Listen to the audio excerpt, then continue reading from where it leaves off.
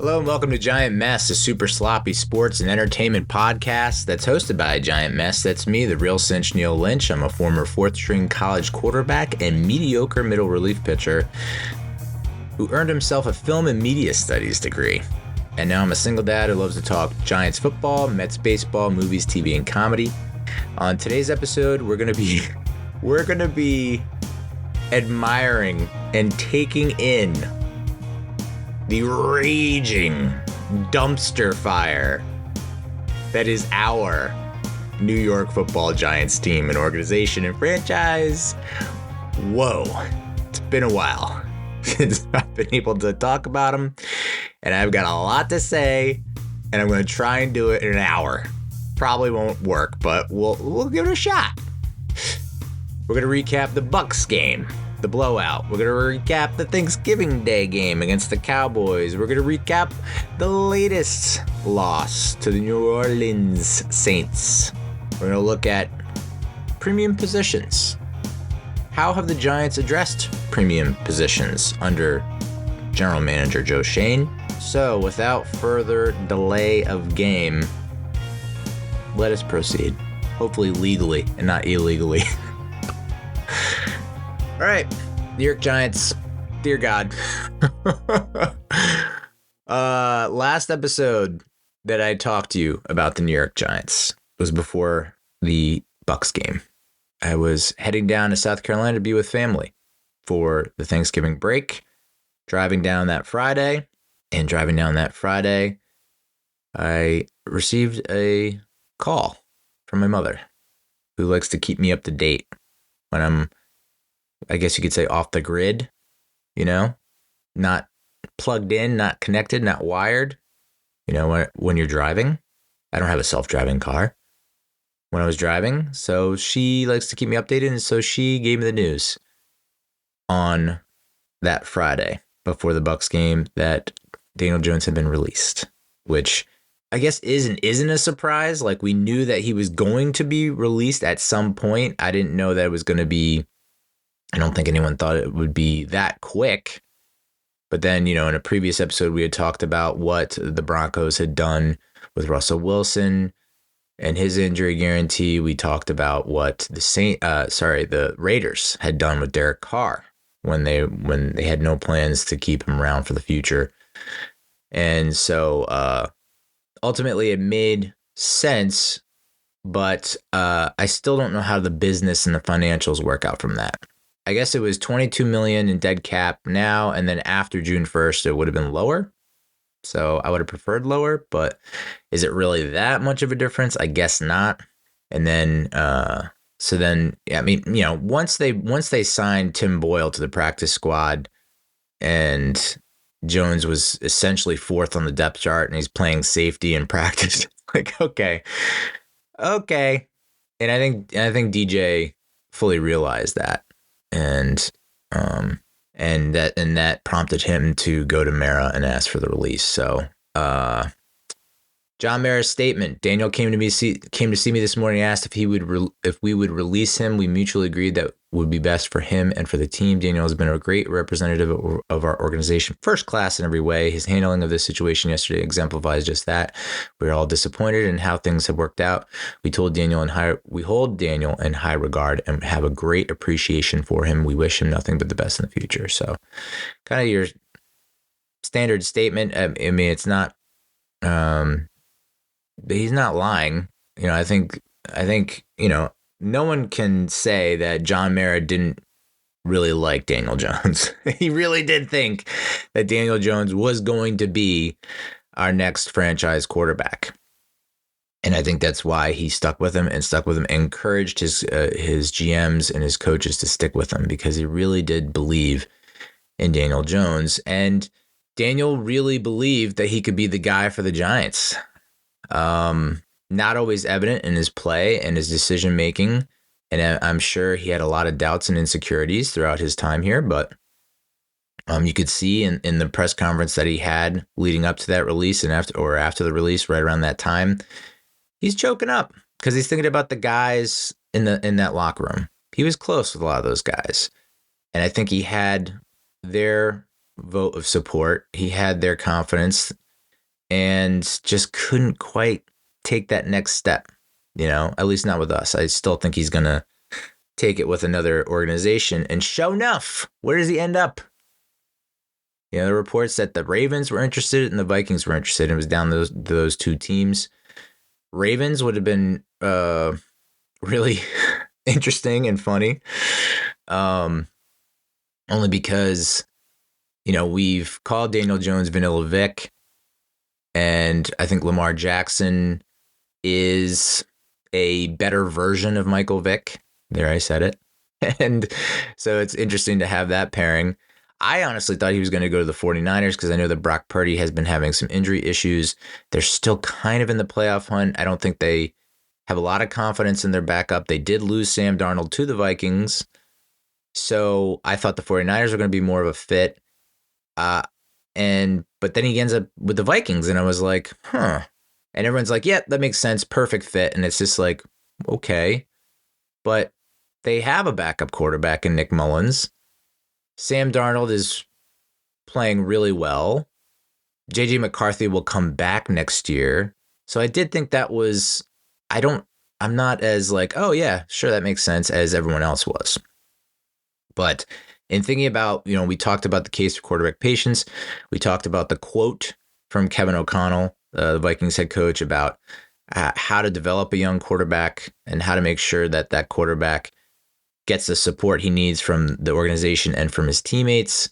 So in that regard, it was almost like the writing on the wall was there, and I just didn't see it. It's like Kevin O'Connell sees the good in Daniel Jones and is going to do everything in his power to get him back up to the level that he was in 2019 and then could be, because that was always the conversation with DJ. Like, what could he be? What could he be? Kevin O'Connell apparently sees it and believes that he can give him the tools, the assets to develop him. But I don't see what the future is with the Vikings, unless this is just an insurance play, which is understandable. I mean, the Vikings are not paying a lot of money. And for anyone saying that Daniel Jones is a bust and is a bad quarterback, why was there interest in him from good teams, playoff teams? Why was there interest in him, and why did he get signed? If he was truly that shitty, as everyone likes to think that he is, he wouldn't have gotten any consideration or a second look, and instead he ends up signing with the Vikings. So my guess is, I mean, it sucks if you're Nick Mullins. You're just like, what? I've beaten this guy. People forget, but like Nick Mullins has beaten Daniel Jones' Giants, as he also beat the Eli Manning's Giants. Oof, Nick Mullins. So it's interesting. It's like, wow. And I remember Nick Mullins playing, was it for the Vikings or was it for the Bengals? He came in and he played fairly well and led the team to, a near win, I think. So if you're Nick Mullins, you're like, what is going on here? But so, if Sam Darnold does get hurt, does that mean that DJ goes in and that Nick Mullins is your backup? Or does it mean that DJ is the backup if Nick Mullins? I don't know. Anyway, so that's the end of the Daniel Jones era. I posted I had made a kind of a premature post-mortem closing the book on his era in my last episode, not thinking that he would be released that quick, but it's up there on YouTube. You can check it out. So with Jones benched, the team then makes the controversial decision to go to Tommy DeVito instead of Drew Lock, which caused a huge uproar and continues to, and we're now 3 weeks later, and it's still a point of contention. And it to me, it's just like Joe Schoen has continued to say and harp on the fact that they have a plan. They have a plan. They have a plan. They have a plan. We're in the right direction. We like our plan. So your plan was to sign Drew Lock as the QB2 pitching him on the fact that if Daniel has an injury history, he might not be ready for week 1, so you're probably gonna be the starter week 1. And then Daniel Jones has an injury history, so if he gets hurt again, you're gonna go in. You're gonna be the starter. You can put on a show, and then you can sign somewhere else for more money. You can get that starting position somewhere else, or you could be the starter here if you play well enough. And then DJ's released, and they're like, all right, Tommy, you're the starter. And, boy. So Drew Lock spoke out about it when he was asked in the media scrum. Drew Lock said, that's a question that I might still have for myself. It was expressed to me that I was going to be QB2. Interesting situation. But by all accounts, from everyone that I've heard about, it's like Tommy Devito was playing better in training camp. I guess plays better in practice. And Drew Lock's performance against the Eagles was enough for them to say, Tommy DeVito, you're the starter. Are there other factors that going into it? Yeah. Tommy DeVito is probably more well-liked, more popular with the fan base. And so in a losing season, at this point, at this juncture, though, we weren't eliminated from playoff contention. So, and the biggest question now for this organization has been, despite what John Mara has said, saying that he doesn't believe in tanking, we're not tanking, there's no tanking, that starting Tommy DeVito over Drew Lock feels like you're tanking. It feels like you have acquiesced. You have said, yep, we're no longer interested in winning. We are interested in getting a top draft spot, in my eyes. And you don't want to lose. You want more people to come to the games. You still want ticket sales. And so you want interest. And you know that Tommy DeVito is more popular than Drew Lock or whatever.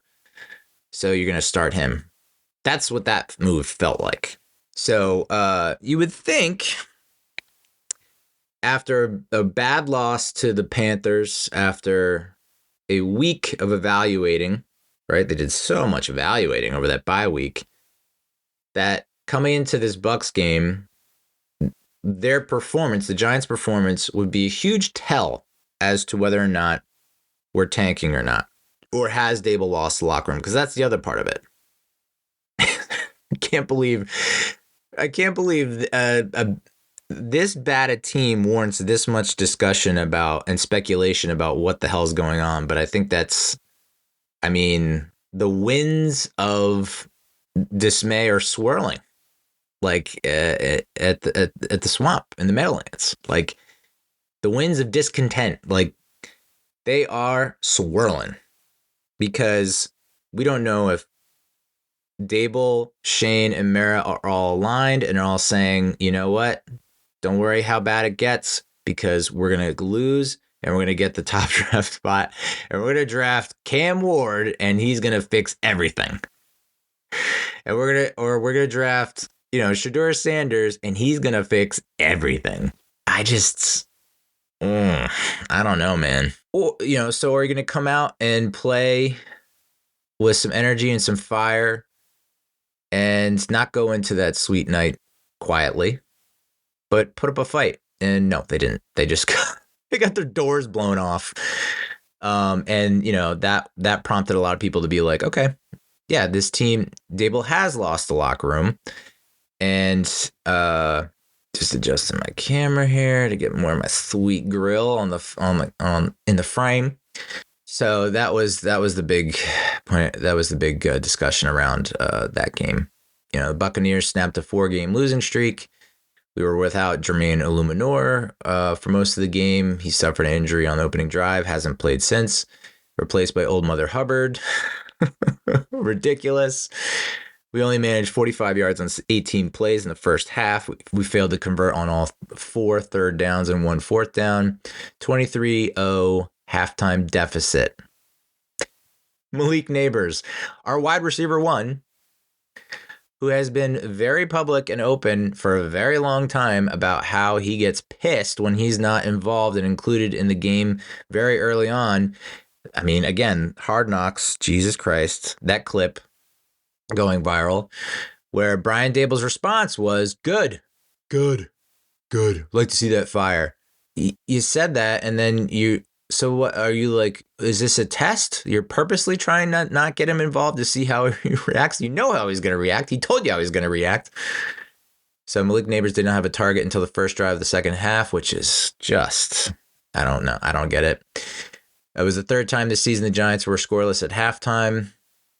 Seventh game in which they did not score a first half touchdown. Those numbers would not get better as the weeks go on. Azeez Ojulari suffered a toe injury, did not return, placed on IR. Tampa Bay averaged 7.4 yards per play for 17 first downs, 290 total yards in the first half alone. Holy moly. Giants allowed at least 140 yards rushing for the fifth consecutive game. They'd allowed 773 in the previous 4 games. No Giants opponent had 4 different players rush for touchdowns in a game since October 10th, 1948. This is the 11th consecutive game the Giants did not have a positive turnover differential, extending the longest single-season streak in franchise history. The Giants are 2-4 in games with a 0 turnover differential and 0-5 when it's -2 or -1. Only 1 sack in their last 3 games. Did not intercept a pass for the 10th consecutive game, tying the NFL record held by the 76-77 49ers and the 2017 Raiders. Giants are 14-21 in games following a regular season bye. But yeah, it's the quarterback. It's all the quarterback. I honestly think you could put Patrick Mahomes or Josh Allen on this fucking team and we would not win with Daboll as head coach. I really do. There's just so much more pointing to the dysfunction and the disorganization and just I mean, if Daboll is saying if fans are saying it's a poor roster, bad talent, and that Daboll's doing everything he can with bad talent, then that's on Joe Schoen. So those people, I think, want Joe Schoen fired and keep Daboll. Giants Wire said the Giants look unprepared, uninspired, and completely disinterested. Doug Analytics said the Giants are averaging 10 points per home game, which would be the fewest of any team since 2000. Gridiron Media said Brian Daboll took Kafka's play calling away, essentially fired Wink Martindale, benched and waived Daniel Jones, benched his best producing playmaker in Tyrone Tracy Jr. It seems like a guy that likes to blame others for his own failures as a coach. Which when something isn't working, I think about like my time in the office, right? When something isn't working, you're just not jiving with someone, you butt heads, there's conflict, you can't find a resolution, you can't find a happy medium, you can't find a compromise, you just can't, there's just, things won't budge. You have to move on, right? And I think that this organization, that this era, this regime, Daboll, Schoen, they have shown a willingness to move on in most regards. Daniel Jones might be the exception because it's like, okay, there's might be some pressure from ownership there to say like, no, we got to stick with him. We got to stick with him. We got to stick with him. But ultimately, the GM should have the final say, right? So did Merritt go to Schoen after 2022 and say, we absolutely have to re-sign Daniel Jones and extend Daniel Jones to a big contract? And Schoen acquiesced. And then the next offseason, Shane's like, well, you saw what happened with Daniel Jones when you pressured me. I didn't want to do it, but you pressured me. And so I'm not going to do the same thing. Even though you want me to re-sign Saquon Barkley, I'm not going to do it because look what happened with Daniel Jones. Is that what happened? Maybe. But the sense that I get is Brian Daboll is not a good coworker. He's not a good boss, and he's not a good coworker. You know, he's not getting the most. He didn't get the most out of Wink Martindale. He was. I mean, that was just like. Did we forget that whole saga with him and Wink Martindale? Did we forget it? And then, and I understand that can happen. We had mentioned Buddy Ryan with Kevin Gilbride, Buddy Ryan punching Kevin Gilbride in the face or something like that. So, not everyone's going to get along. All right. But there has to be a kind of a mutual respect there where it's like, God damn it, I hate what you're saying, but I respect it. And then going forward and giving your all to it. It's just not working. And, for a long time, and I'm sorry to keep going back to my own career, but it's just fresh on my mind. A lot of time I was pointing fingers and blaming other people and saying, well, they're the reason that I'm not succeeding, or they're the reason I'm not performing. And then you do that enough times and eventually you take a step back and you're like, well, maybe I'm the problem. Maybe I'm the one who needs to, get better and improve and so on. You think about when Tom Coughlin, when he first arrived in New York, the players hated him because of how he was so severe, harsh, disciplined, dictatorial, like a dictator. And eventually he softened a bit and he forms a leadership group with the captains and there's more dialogue and communication. It doesn't feel like that ever really happened with Brian Daboll. He's a stubborn dude who's going to stick to his way. He believes that his way is the best, and he's not going to adjust or be flexible or adapt. That's the feeling and perspective that I have. Is, Coughlin adjusted, it worked out. The team got better. They felt like it was a team and not just a ruler with an iron fist and everyone, we're all your servants type of situation. That's how Coughlin adjusted, and it worked, and we won. Brian Daboll has not done that at all. There were I think it was on Talking Giants maybe or Big Blue Banter, but they have these meetings where they go over analytics and Daboll brushes all of that off. And I understand there are stats guys and there are not stats guys, and you don't want to completely be so by the book when it comes to analytics and be, so locked in and dialed into that. Sometimes you just have to go with your gut when you feel the emotion, blah, blah, blah. But it feels like Daboll does that all the time, and it never works out. I mean, I guess it kind of worked out in 2022, but has not worked out since then. Like Dan Campbell, is Dan Campbell an analytics guy? No. Going forward on 4th and inches when you're already in field goal range against the Packers on Thursday Night Football is like, holy shit.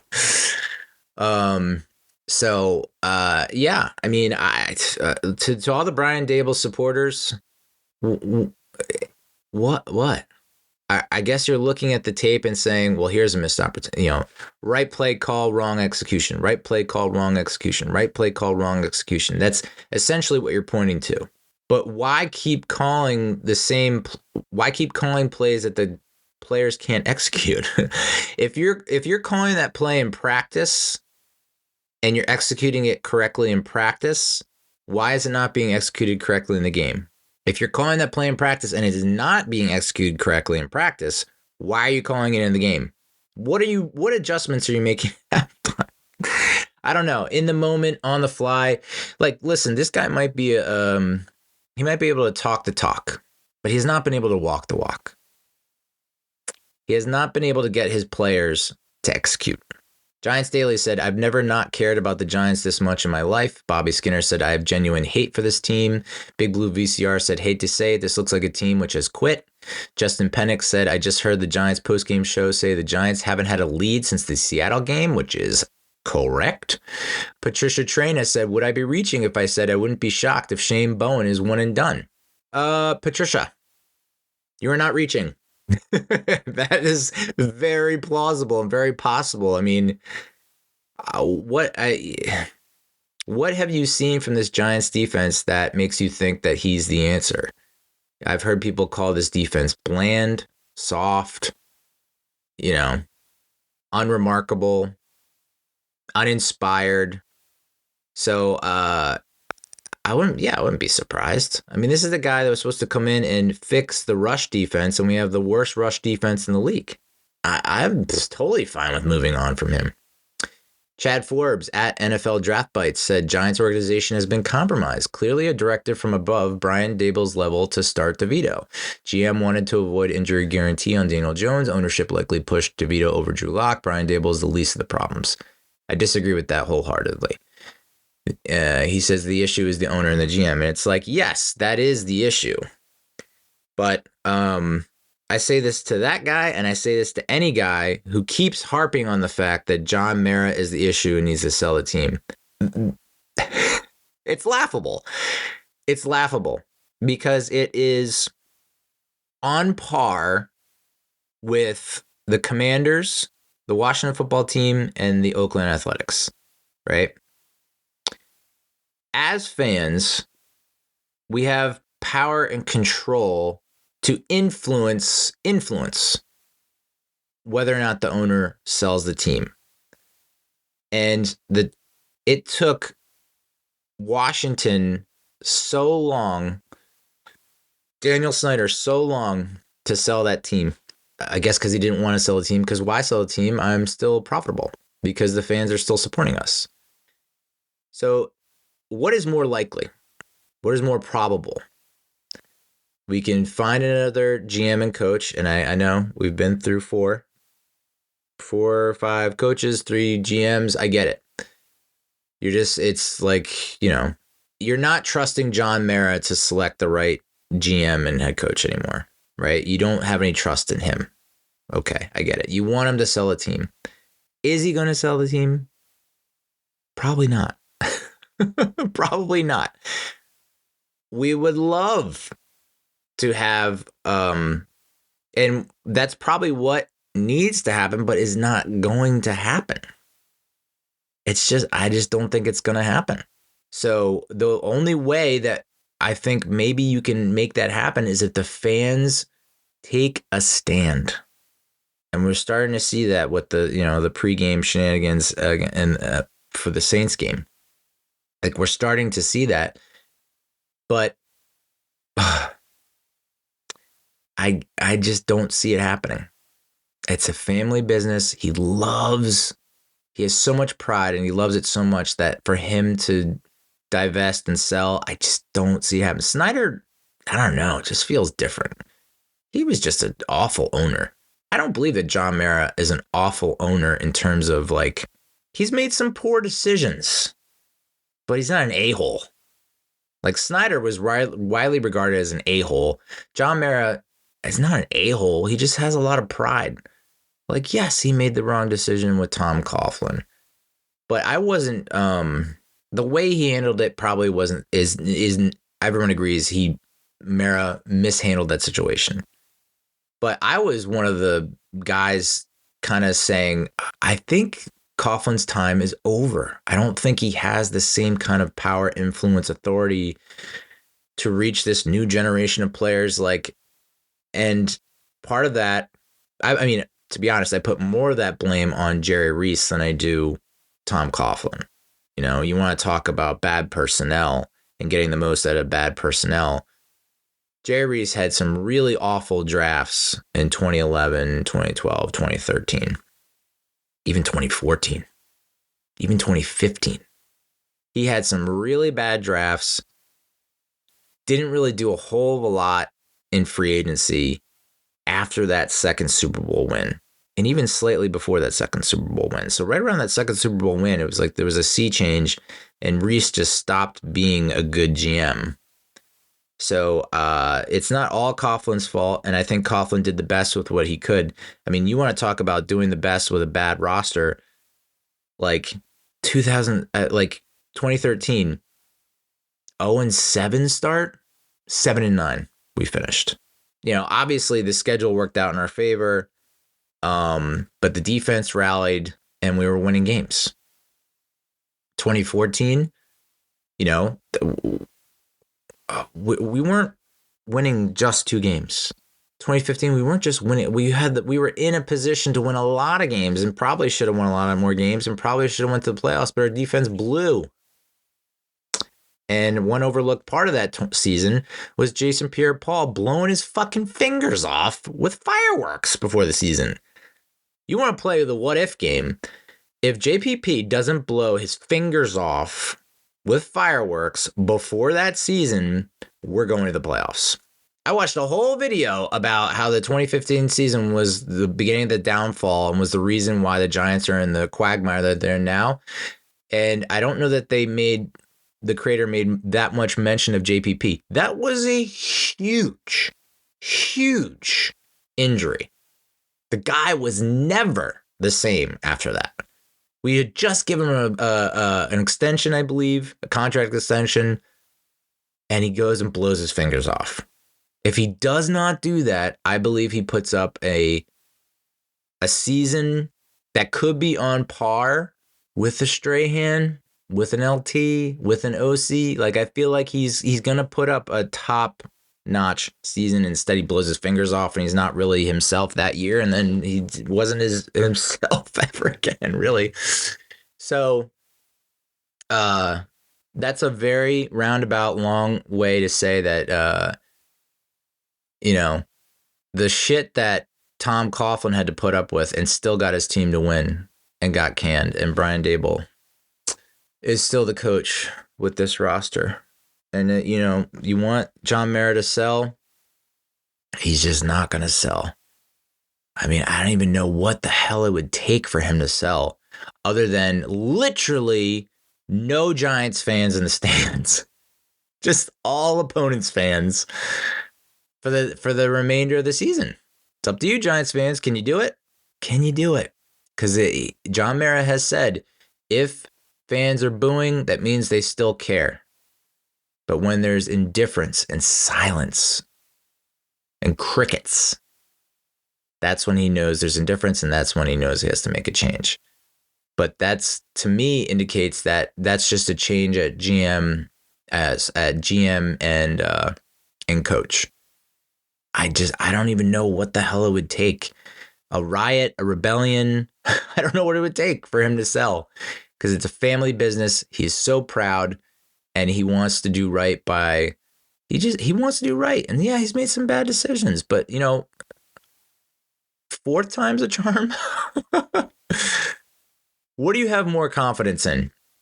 You have more confidence in Brian Daboll and Joe Schoen turning around in year 4 with a new quarterback, which I guess a lot of people do have confidence in that.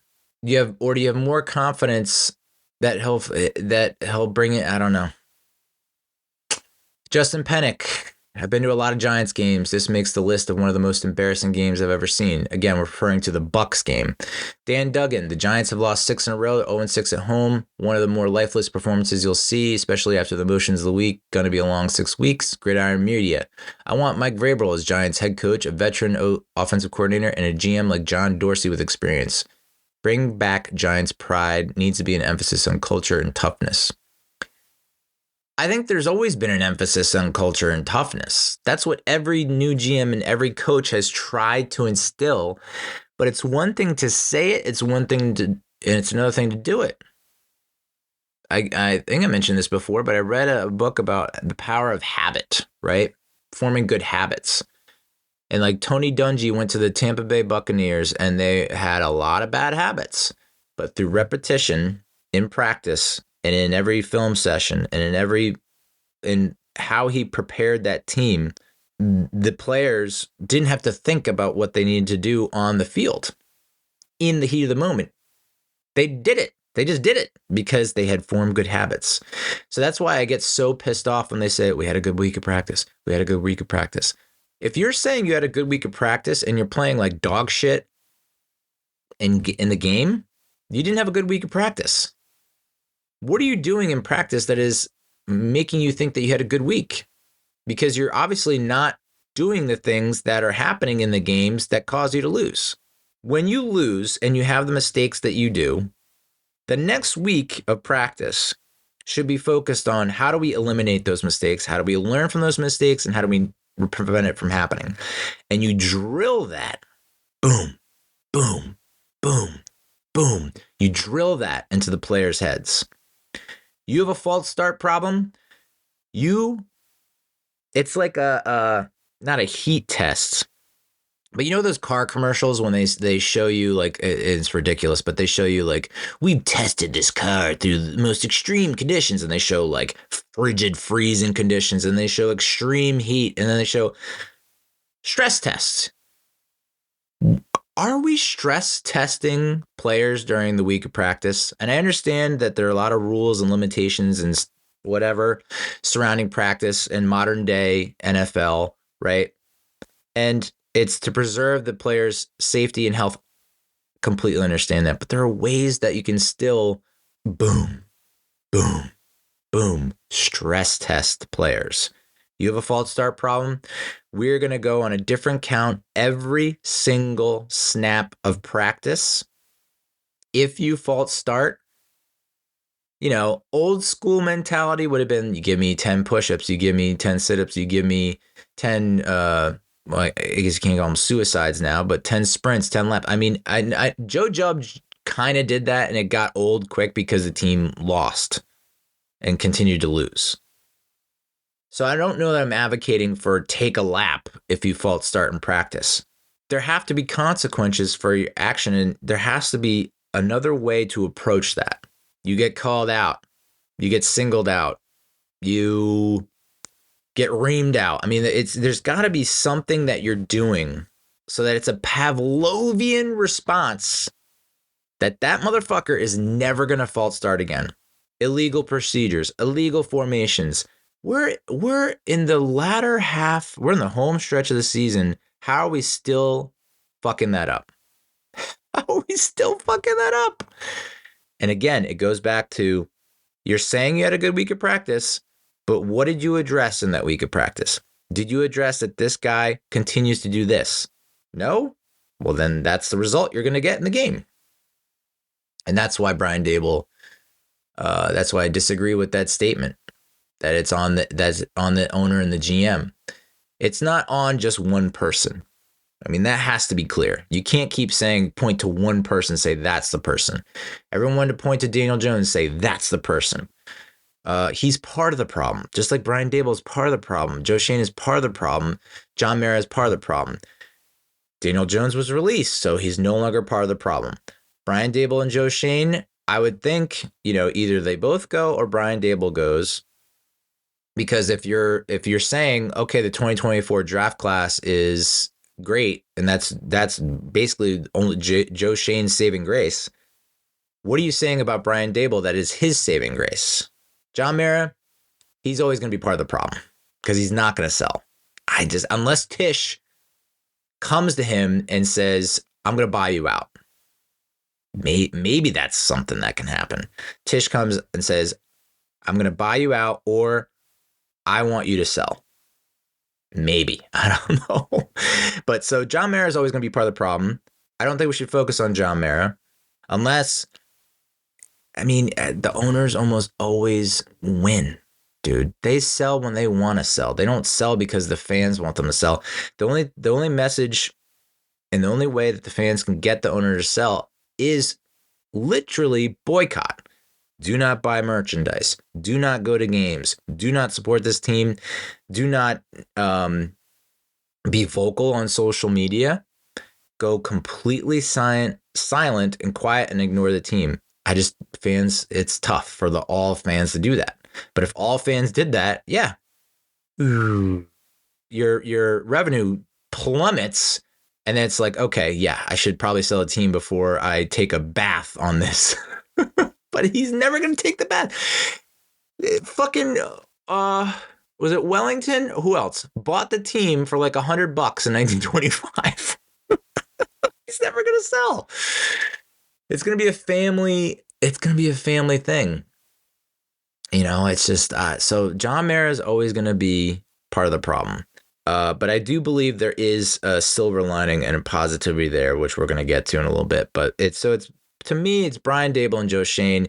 And if you're debating between the two, what the fuck has Brian Daboll shown you that makes you think that he's part of the solution?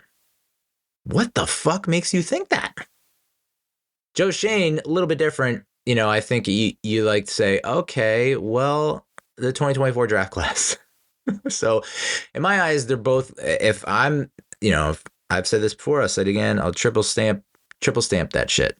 I would move on from them. Just move on. I don't care that Dave Gettleman got 4 years. Just move on. If anything, you don't. And so people say, well, you gave Daniel Jones 6 years. You gave Dave Gettleman 4 years.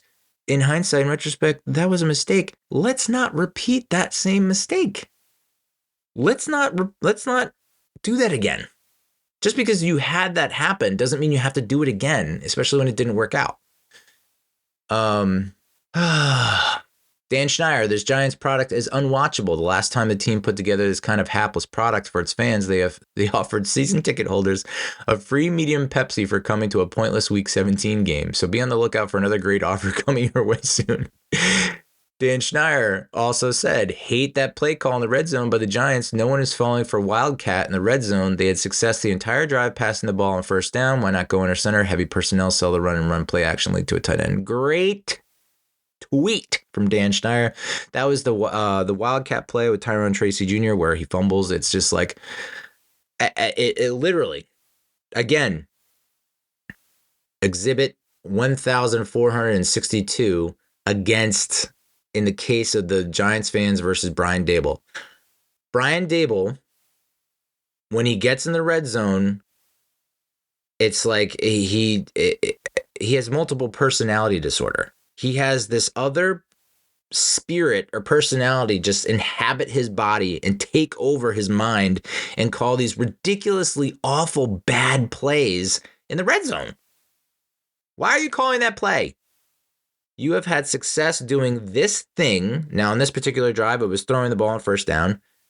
There have been plenty of drives and plenty of other instances, not only in this season, but in last season, where he has had success on the drive leading into the red zone and then he throws a fucking wrenching curveball into it and throws everything haywire and we don't score.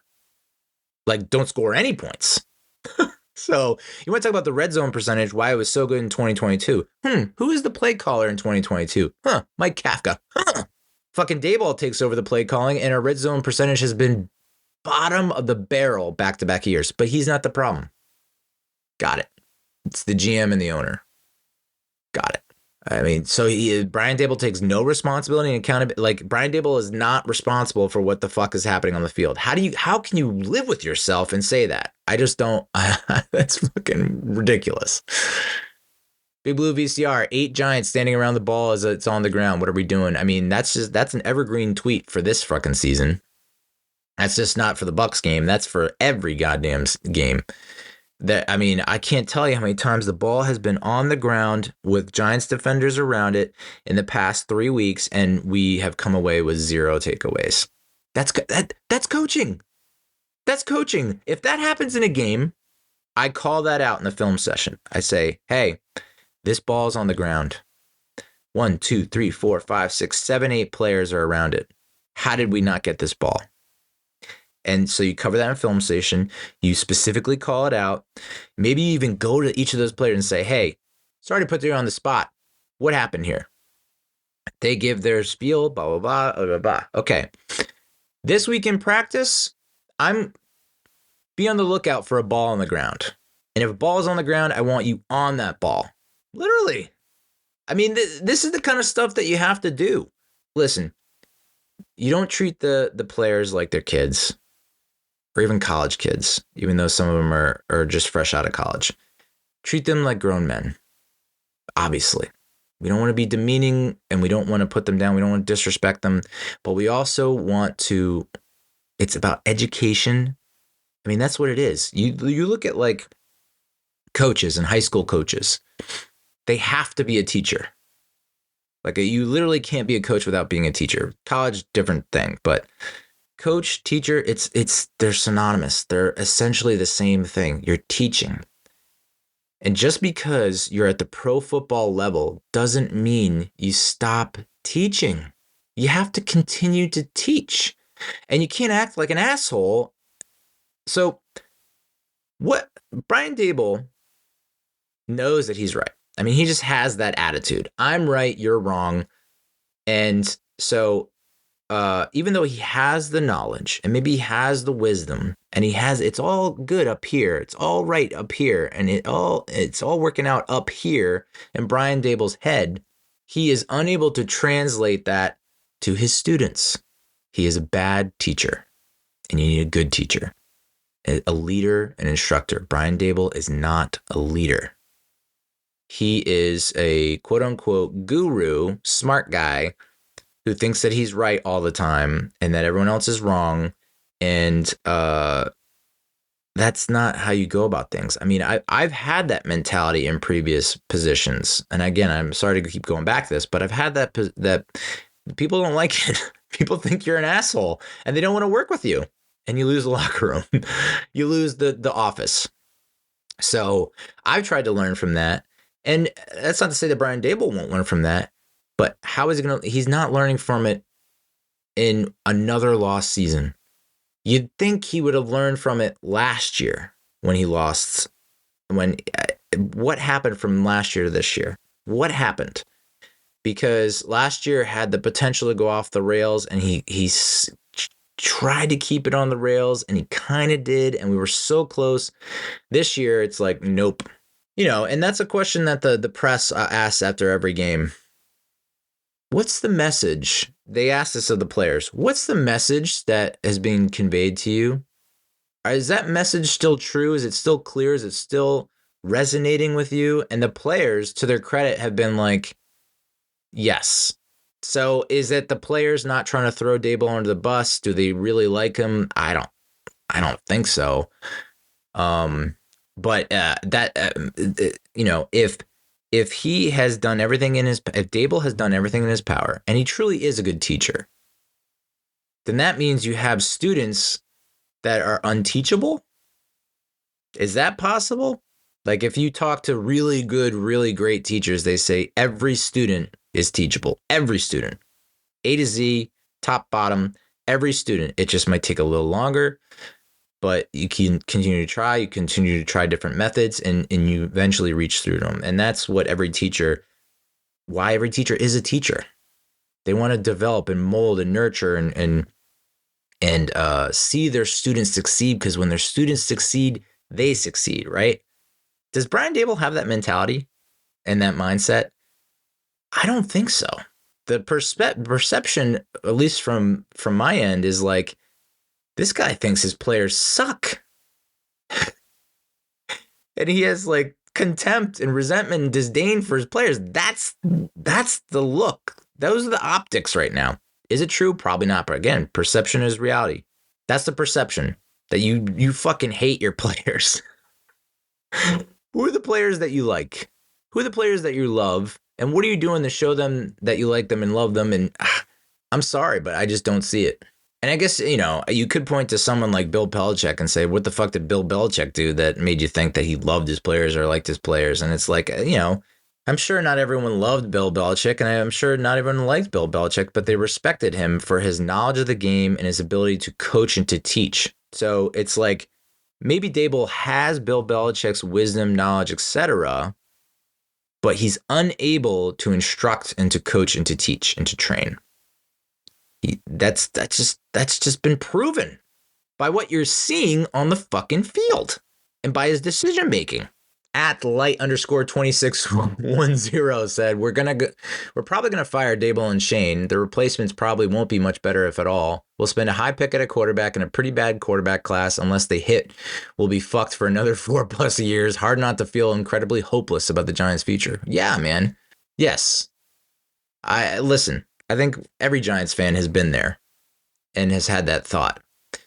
What has given me hope is to see other teams turn it around and to see other teams continue to fight. I'm looking at other organizations and franchises that have turned around. Washington has come back down to earth, but Washington turned around because they have a new coach. It's a fresh, new voice. And so they've been able to, with a quarterback that gives them a better chance to win and a coach who has inspired them. Brian Daboll's not inspiring anyone. I'm sorry, he's not inspiring anyone to win and to be better. So I'm not in terms of the future, I'll be much happier when Daboll and Schoen are gone. Who knows? We'll get to how to fix the Giants, and what some of the candidates are in a little bit, but I can't see this continuing much longer. And I'll tell you why in a little bit. Giants Wire, the John Maras vote of confidence in the recent reporting have to be out the window at this point. Player reaction after this one speaks volumes and usually gets people fired. Yeah, I mean, there was that clip going around of Bobby Okereke kind of looking like he's jogging after a Bucs runner, when he had multiple chances to go a little bit harder and to go for the tackle. Instead, he kind of would let up and pass on it, but he continued to run down the field. So I don't know if that's the best example of players giving up on the field and losing the locker room, but it's one play out of how many during a game, so it's important to think about context, think about, was he injured? Did he feel like he didn't want to, whatever, Bobby Okereke has taken a big step back, even though it's not like he's unplayable. But he's like, after being essentially a Pro Bowl player last season, maybe not all pro, but he should have been a Pro Bowler last season. He's not anywhere close to where he was last season, but he's not bad. He's more like average this year. Dan Duggan said, again, I have no idea why the Giants continue to take a developing third-year player in Cordell Flott off the field on passing downs to replace him with Adoree Jackson, who has no future here and hasn't played well this season. Next-gen stats, Saquon Barkley reached a top speed of 21.38 miles per hour on the 70-yard touchdown run, his fifth play of the season, reaching 21-plus miles per hour as a ball carrier, the most in the NFL. Yeah, I mean, that was the Sunday night game. Eagles-Rams. So funny how, it feels like every time I see him make another play like that where he's pulling away and scoring at top speed, it's like I was told repeatedly that he lost a step, that he is no longer like he was in his rookie year where he could take it to the house. He was no longer like that. He doesn't do that anymore. He's past his prime. He's 27. He's old. He's beat down. He's like a shell of himself. He's a shadow of his... He's just getting better, dude. He just broke the Eagles franchise single season rushing record and is in MVP talks. Monte Cristo says the New York Giants should have never drafted Saquon Barkley because they weren't remotely in position to support him. You're now seeing why a running back is a finishing piece. The difference between him in New York and Philadelphia is night and day. Okay, I'm coming around on that. I'm willing to buy that. Problem is, we've now said that about the quarterback and the running back, that we need to have other people in position to support him, and we haven't. And that dates back for a long time. And it all goes back to the offensive line. I mean, I am not joking when I say if I would legitimately just continue to have, you should never, ever, ever go a single draft without picking an offensive lineman.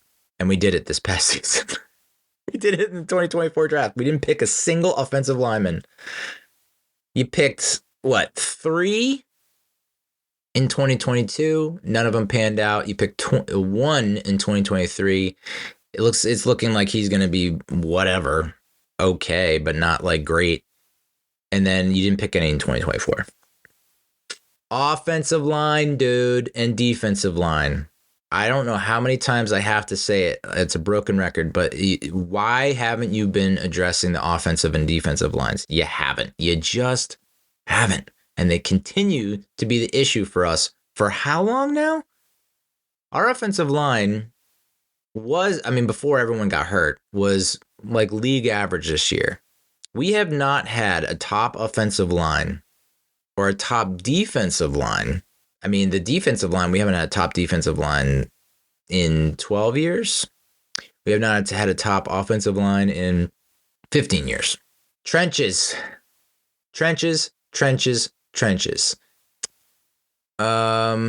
So okay, yeah. I hear. I'm not saying that. I mean, I think we've been over this 1,000 times. Should have signed Saquon to the extension. Should have franchise tagged Daniel, or picked up the 5th-year option on Daniel. And no, Saquon would not be doing what he's doing currently on the Eagles if he were on the Giants. No, we all know that. But I mean, all the things we said about Saquon are pretty much incorrect. It really was. He just didn't have a good offensive line. The one offensive line he had that was decent was 2022. 2018, he was just doing stuff that was, a lot of it was on his own, and he had, a lot more receptions that year than he had any other year. So what's interesting is like, you don't have players to support him. So then that's a reason to not sign them or draft them. So from that statement, you're basically saying, okay, you need to have everything else in place, and then they're the icing, the cherry on top, I guess. The entertainer, aka Tana, said Giants game just ended. They lose 30-7 with a garbage time touchdown. The Titans were leading the Texans by 3. The Bears were within 8. The Panthers within 8 against the Chiefs. The Cowboys are going to beat Washington. All of those teams have nothing to play for and are fighting to compete. This team quit, and that doesn't just go for that Bucs game. I mean, you look at what the Panthers are doing. The Panthers almost beat the Eagles. They played it close the previous week. They might have won the previous week. I mean, the Panthers were a lost cause, universally dumped on by everyone as the worst team in the league. They beat us and have now not completely done a 180, but they look a hell of a lot better. They have nothing to play for, dude, except the draft spot, and yet they look like they're having way more fun and competing. Every other team that is like, with the exception of maybe, I don't even know if I could say the Raiders. Of the teams that suck and have the worst records, maybe the Patriots, like, we look the worst, dude. Our team just looks like it's just boring and bland and ugh. Dan Schneier says, this is the most dejected and apathetic I've felt about the Giants, topping 2021 and 2017. I feel little to nothing that convinces me that head coach or GM are the long-term solutions, and the blow-it-up alternative isn't exciting or uplifting, having been through it so often so recently. Yeah, I mean, that's kind of where we're at as fans. It's like, yeah, like, Daboll and Schoen are not the answer, I don't think. And the alternative sucks just as much. Gridiron Mirrors, let's see. Giant Insider said this is the type of game that makes owners wonder if they have the right coaches. Sorry, but those are the facts. Dan Duggan said, have never understood why coaches always talk about how good the practice week was after a blowout loss. There's probably not a comment that connects less with a fan base, but in case you were wondering, Daboll felt the Giants had a good week of practice. It drives me up a wall. Nicky Nick 9384 said, we have heard how great practice has been like for 10 years now. So maybe don't say that. Maybe don't say you had a good week of practice. Because if anything, saying you had a good week of practice ultimately makes the owner and your fans question your ability to gauge and evaluate and judge whether or not a practice was good. Because if you're saying you had a good week of practice and you come out and lose bad repeatedly, I don't think you're having a good week of practice. James Cratch, I can't believe the coach who abused assistants to the point the GM had to wiretap the headsets on game day openly feuded with his defensive coordinator, defenestrated his offensive coordinator, and throws regular sideline hissy fits, appears to have lost the locker room. That's so good. K6I says, did the Broncos mutiny against Sean Payton because he benched Russell Wilson for money? Russell Wilson for money, and the answer is no. The Maj underscore NFL says the Giants, Joe Schoen and Brian Daboll didn't lose the locker room because they benched Daniel Jones. They lost the locker room because he was willing to waive his injury guarantee to continue playing, and they still demoted him to fourth string quarterback, which that was the first I ever heard about that. So, if that is true, that kind of changes things in my eyes. Because in my eyes, it was like, it is a business decision. It's that friggin' injury guarantee and having to pay that and then hampering our ability to go out and do something with that money that we could have saved in free agency or whatever. So the fact that he was willing to waive it and we said no speaks volumes about, because at that point we were not, I mean, we had like less than 1% chance of making the playoffs, but we were still in contention. I mean, we've talked about how the Detroit Lions start off 1-6, 1-7, and finish 9-8, in 2022. 2013 Giants 0-7, finished 7-9. So it's like you could still have a strong finish with Daniel Jones, but everyone had seen enough. So it was, that to me, he's willing to waive the injury guarantee. Do you hope that the bye week is enough to get his head right and then he plays better and we win? Yeah. So at MKB Marissa said Joe Schoen got rid of talented veteran players who were vocal leaders on the team. He didn't care about their talent or leadership. He didn't get draft picks for them leaving, and he hasn't replaced their talent or leadership. The players know the truth. We are worse off for it. Yeah, I mean, we had talked about how George Young was universally disliked by the Giants locker room, but for reasons that I'm not entirely sure of why, so I should probably look into that. But when you're trying to build culture and toughness in the locker room, to me, Daboll and Schoen don't have a good read on the locker room. Why would you cut Nick McLeod if Nick McLeod brings you a certain level of stability or camaraderie in the locker room?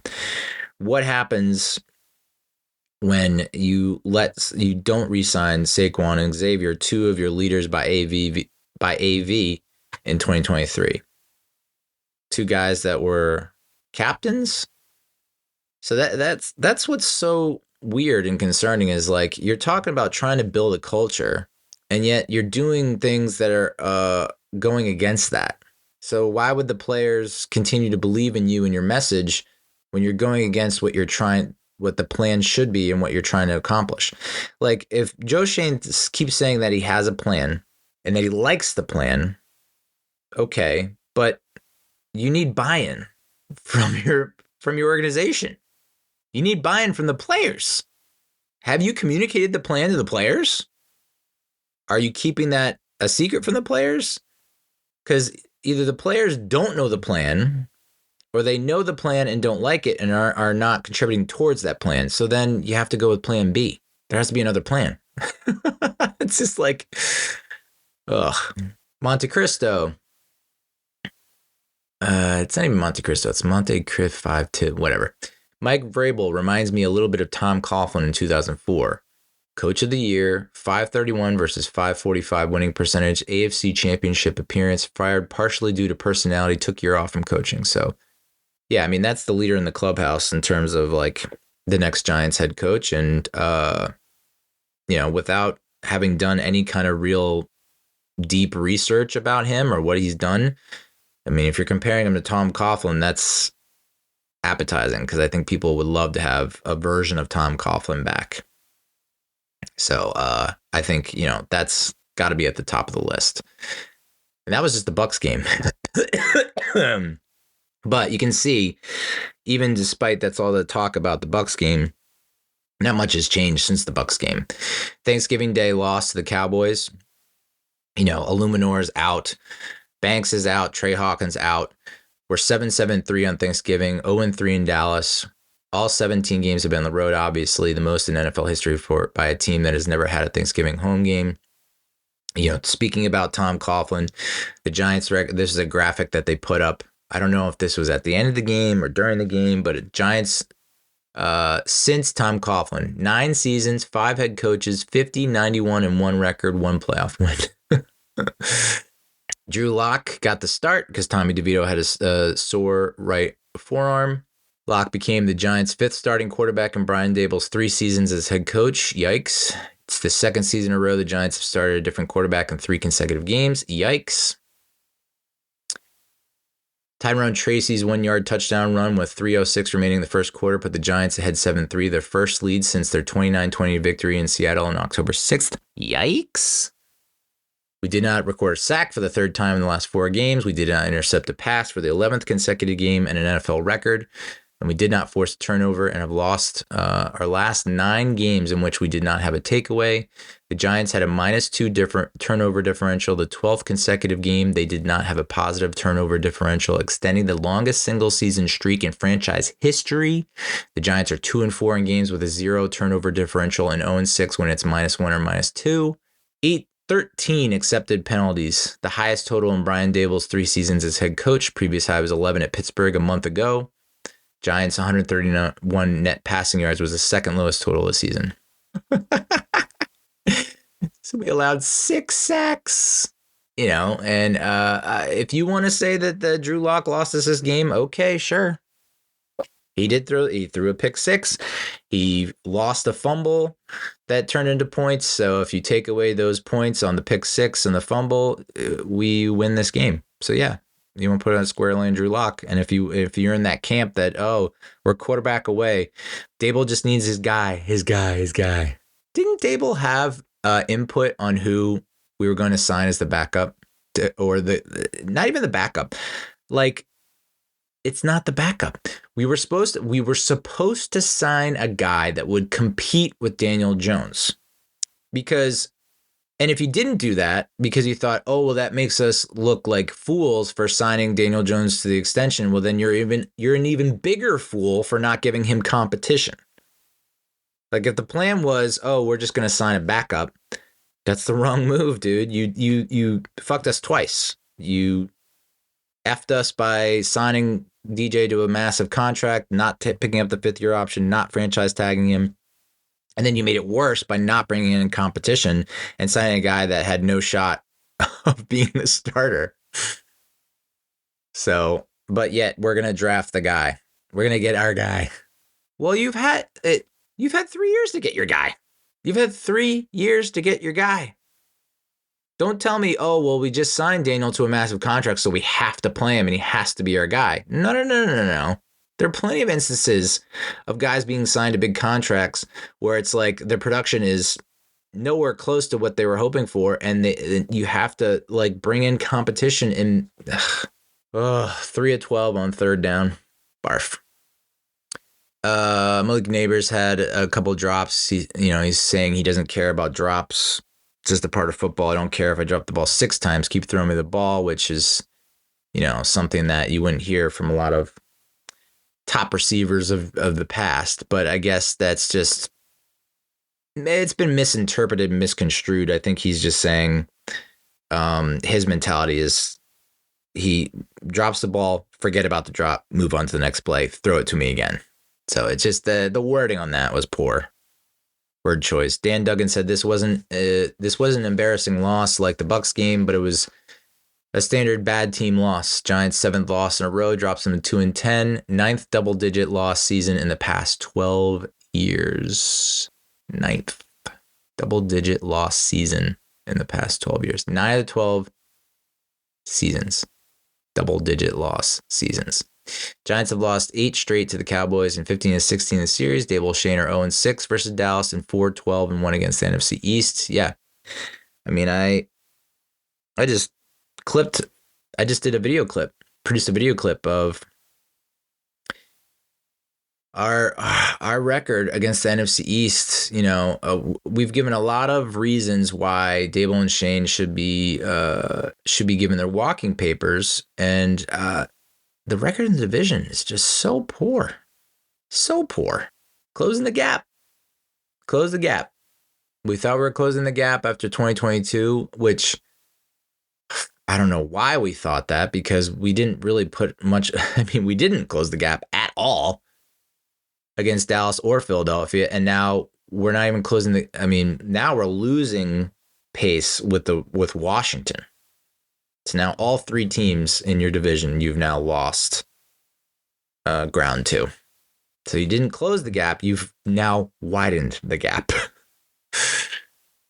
Bobby Skinner, 124 of Cowboys' 195 passing yards were yards after the catch. 107 of 122 rushing yards were after contact. So how do you interpret those stats? Well, Cowboys receivers are getting either a lot of separation or we cannot tackle.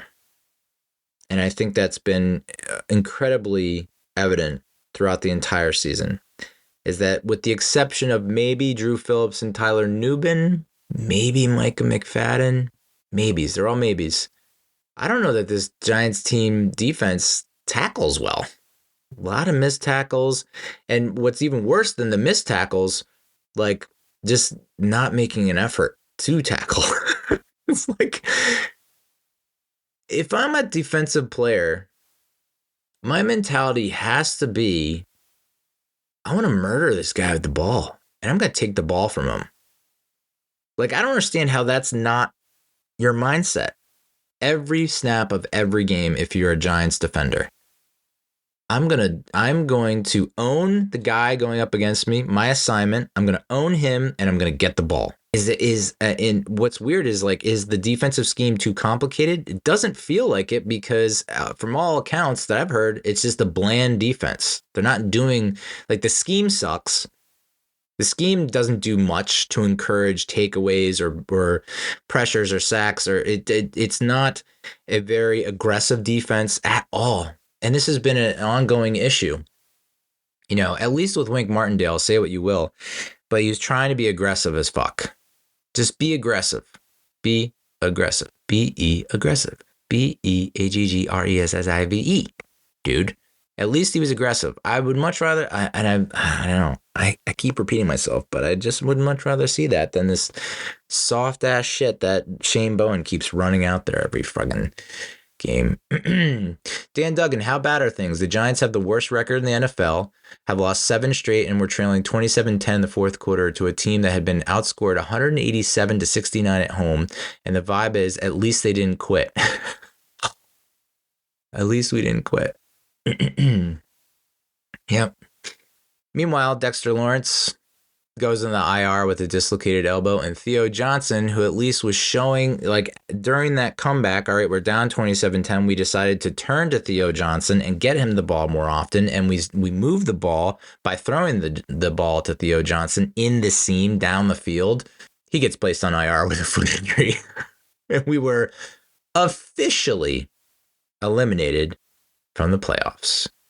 So, officially eliminated from the playoffs and we didn't even hit December. We're officially eliminated from the playoffs. But yeah, let's continue to roll with this. Art Stapleton tweeted this, and it gave me some pause. Made me think, like, all right, maybe Joe Schoen still, I'm willing to give him more of a shot than I am Brian Daboll. Art Stapleton tweeted that George Young, as general manager with the Giants in his first 5 years, went 6-10 in his first year in 1979, 4-12 in his second year in 1980, 9-7 in 81, playoff year, 4-5 during a strike season. So, I mean, I don't even know how to, strike seasons are so wacky that, like, I just kind of throw them out. So it's like, take away that season. And then 3-12-1 with a new coach in Bill Parcells in 83. So one winning season in his first 5. 84 playoffs, wild card, 85 playoffs, divisional, 86 playoff Super Bowl, 87 strike year, 88 should have been playoffs, 80, So, I had talked about how George Young, Carl Banks had said that George Young was not well liked in the locker room, and it's coming from a player in the locker room, so I trust it. I'm not completely sure why. Maybe it's a personality thing. But ultimately, George Young got it right, but it took him 5 years.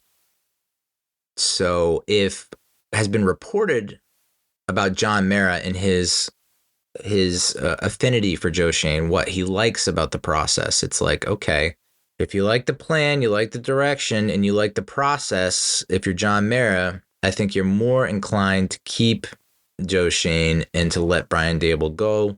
I just think it's different time, different era.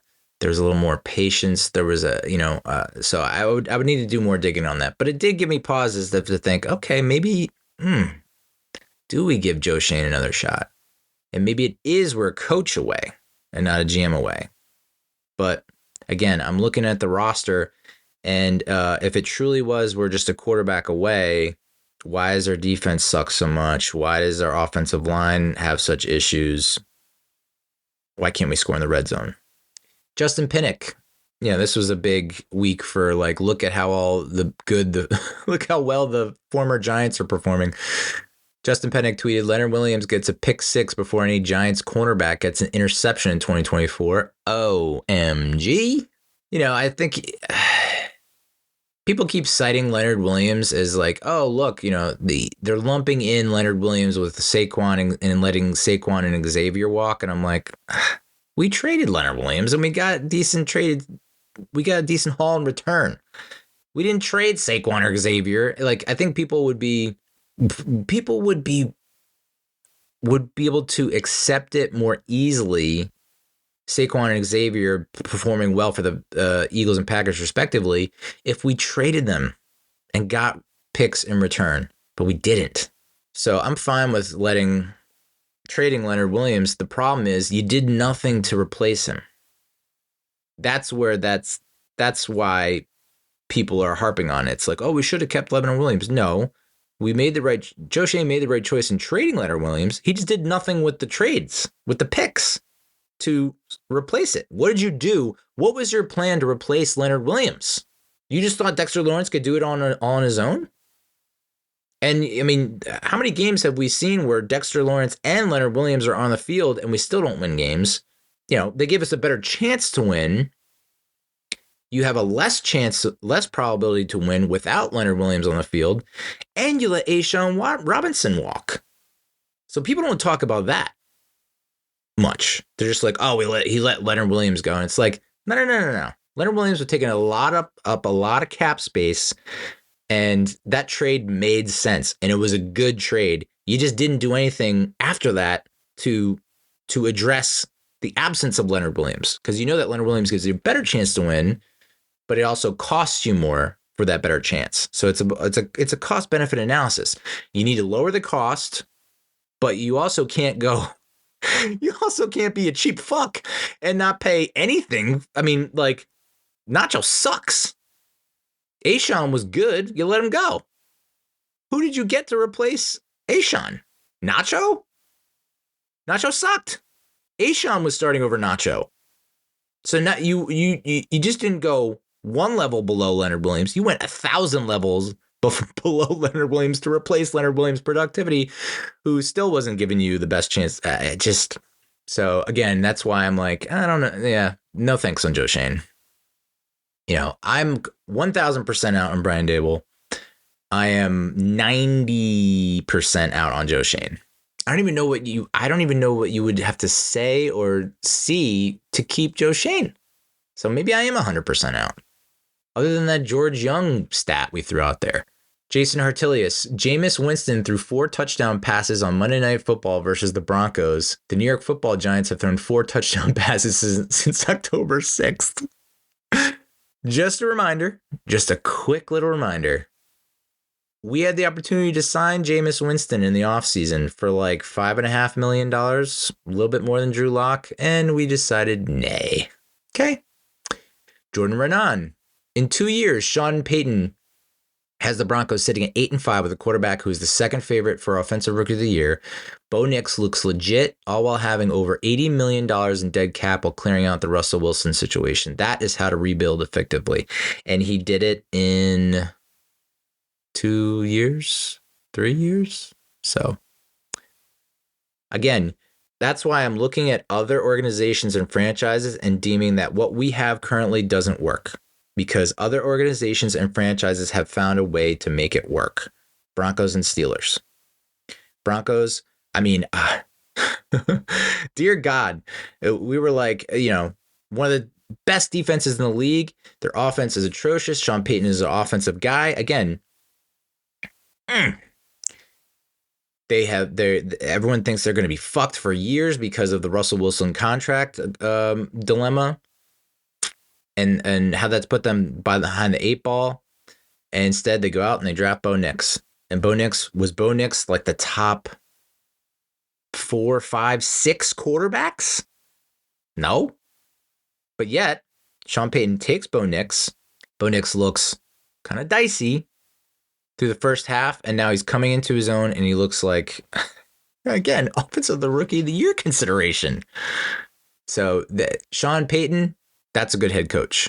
Brian Daboll, not a good head coach. Mike Tomlin, good head coach. They go out, they sign Russell Wilson and Justin Fields. They give Justin Fields a start. They're winning, but maybe they could do better. They decide to make the move to Russell Wilson, and I get it. People, I would not have hated us signing Russell Wilson, especially to the contract that fucking low, dude.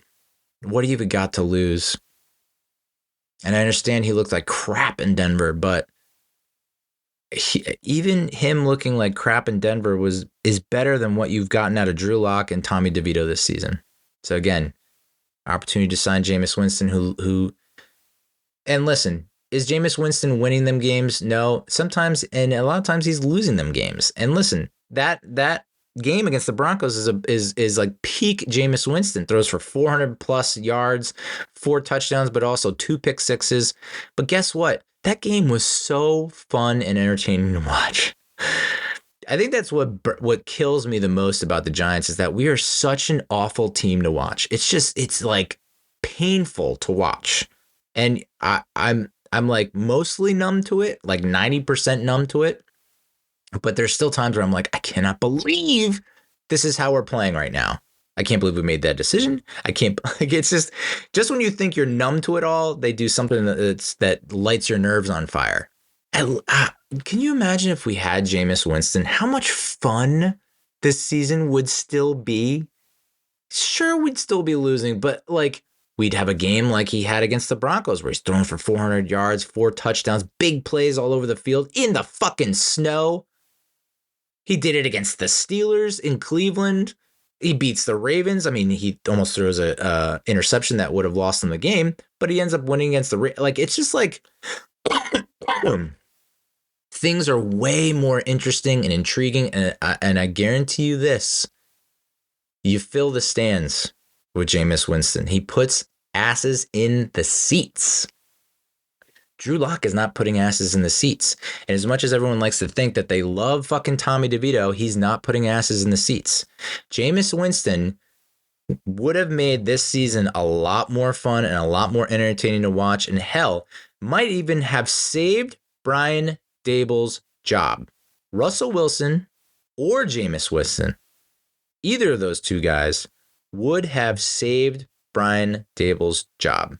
And that is why Joe Schoen, I'm like now talking myself into the fact that Joe Schoen is no longer the GM of the New York Giants. And I don't have any confidence in Brian Daboll to take a young quarterback prospect and to turn him into some franchise quarterback. Not when you've shown that you aren't able to make Tommy DeVito do better, when you've been unable to show that you can make Drew Lock better. Drew Lock is now worse. Carl Banks was saying that Tommy DeVito looks better than last year. He comes out against the Bucs and sucks. And then we come to the Saints game. Saints were 4-8 heading into this game. Started 2-0. They looked like serious contenders. They demolished the Panthers at home. They blew out the Cowboys in Dallas, and then they lost by 3 to the Eagles at home, and they lost by 2 to the Falcons in Atlanta. Derek Carr goes down, and they get smoked in the next 4 games. Spencer Rattler comes in, starts versus the Chargers, Broncos, Bucks. 3 playoff teams, 3 legitimate teams, and they get rocked. And then they eventually lose to the Panthers in Carolina by a point, and their head coach is fired. They were 2-1 since then heading into this game. They're now 3-1, and they even battled the Rams last week and had an opportunity to win that game. So, in my preview, I was gonna, and why didn't I do a preview, and why didn't I do a recap of the Bucks and Cowboys after I got home from South Carolina, where I had to watch 4 kids under the age of 11, under the age of 12. I had to watch my daughter, my nephews, and my niece by myself with my mom, who's severely, I mean, she's handicapped. There's no other way to put it. She's physically unable to watch them herself. And so I had to be down there and watch them for like 4 or 5 days in a row while my sister and brother-in-law were in Mexico celebrating a birthday. So unable to do a recap of the Bucs game that week. And then coming back, was going to do a recap of the Bucs and Cowboys on that Tuesday. Monday was Cyber Monday, so obviously I'm going to get my holiday gift shopping in. I did check that off the list. Don't have to worry about that, but unable to do research for the pod. Tuesday, do the research for the pod. Was planning to record Wednesday morning, and then I get a text from my ex saying that our daughter has pink eye, has to come home from school, and my ex has back-to-back calls all day. And can I pick her up? So I pick her up, make a doctor's appointment, go to the doctor, had to get the prescription, So can't do the recording, can't record then, can't record Thursday, and then Friday is a wash. So here we are. That was going to be the Saints preview was not going to be very lengthy. It was basically this. Alvin Kamara is going to have a field day with us. Heading into the game, they were 14th in points scored per game. The Saints were 19th in points allowed per game, +2 in takeaway differential, 19th in passing yards per game, 10th in rushing yards per game. And that's why I said Alvin Kamara is going to have a field day with us, because we are 29th in defensive rushing yards per game. And I noted that the Saints defense gives up a ton of yards, but they're league average in points allowed. So the old bend but don't break. They don't. Once you get into their territory, once you get into their red zone, they're not letting you score touchdowns. So it wasn't going to be a huge preview. It was basically just like, and Alvin Kamara leads the Saints in both rushing yards and receiving yards. So I thought it was just going to be the Alvin Kamara show. Little did I know that the Saints wide receiver core was decimated. They're without Chris Olave and Rashid Shaheed. They had to sign Marquez Valdes-Scantling off the practice squad just to field a starting wide receiving crew. So that certainly probably played into how well our defense did play. Going into this game, though, we were without so many goddamn players. I mean, we already talked about how Dexter Lawrence and Theo Johnson are on IR, Azeez Ojulari on IR, DJ Davidson on IR, which is not a huge loss. Jermaine Illuminor, who thought he was going to actually turn around and play against the Cowboys, out again against the Saints with a quad. Old Mother Hubbard has the knee issue, so he's not playing. Nacho is inactive. Deontay Banks inactive again. Drew Phillips inactive. Cordell Flott inactive. So, and Lime and Bobby Okereke inactive. So, I thought we were going to get absolutely smoked. I thought it was, I think I had in my preview, I was expecting us to lose another 27-10, 30-7 blowout loss like we saw against the Bucs, and what the Cowboys game probably should have been. I was expecting another blowout loss. So the fact that you were able to have a bunch of literal no-names, just guys signed off practice squads, signed off the street, come in and play as well as they did on defense is, what does that mean? In my eyes, and I think in a lot of eyes of Giants fans, that is not a reflection of your coaching staff. That is a reflection of your personnel and your players and the enthusiasm and the spirit that they have for the game. These are guys that are hungry, that want to get signed and want a permanent roster spot. So they're playing out of their minds. So that deductive reasoning, that this I'm going to jump to conclusions here. You shouldn't in life, but I'm going to jump to a conclusion. That, and I've heard this around from a lot of talking heads, means that the guys that you have in the locker room that are starters have lost their fire and enthusiasm and passion for playing. Why have they done that? Well, because they're losing. Okay, great. But that's not the mentality and the mindset that you need in your starters and your leaders. Never quit, never surrender. I don't know that you still have that mentality and mindset. And the players that, so you talk about losing the locker room. Daboll has lost the locker room because this is exhibit A. This is like the biggest evidence that he has lost the locker room. These guys weren't in the locker room. Not really. So yeah, I think it's a case of like you just had a bunch of new, fresh, young, hungry players that are trying to put their stamp on try to put out good game tape so that they can go sign somewhere else. That's the takeaway there. That's not, ooh, look at what Daboll and Schoen were able to do in a lost season. No. Absolutely not. Bobby Okereke. There was this quote from a Giant Insider, which made the rounds, went viral. And I know that I think Eli Rax from New York Revival also chimed in on this. Shane Bowen was asked why he thinks Bobby Okereke's tackle production is down this season. Bowen had no idea the numbers were down and asked the media if it was dramatically down. So 12 games into watching Bobby live and then in game coach tape, and you don't say to yourself, Bobby doesn't seem to be making plays like last year, you don't realize his production is drowned? Strange. So, obviously, the knee-jerk reaction is like, oh my God, fire Shane Bowen. Part of me thinks that that maybe Shane Bowen has reached the end of his tether, reached the end of his rope, and is being sarcastic with the press and media as if to know, like, you motherfuckers don't think that I know Bobby Okereke's performance is down. I mean, I hope that's the answer. Because if it's not, and he really doesn't know that, and he really doesn't think that, you don't need any more. I mean, the case for keeping Shane Bowen is out the window, dude. One of your best performers, one of your top performers, if not your top performer last season, has regressed significantly, and you're not aware of it. I'm fine with. I mean, what has Shane Bowen shown you? It's like it was promising, but I'm sick of promising, dude. I'm sick of promising.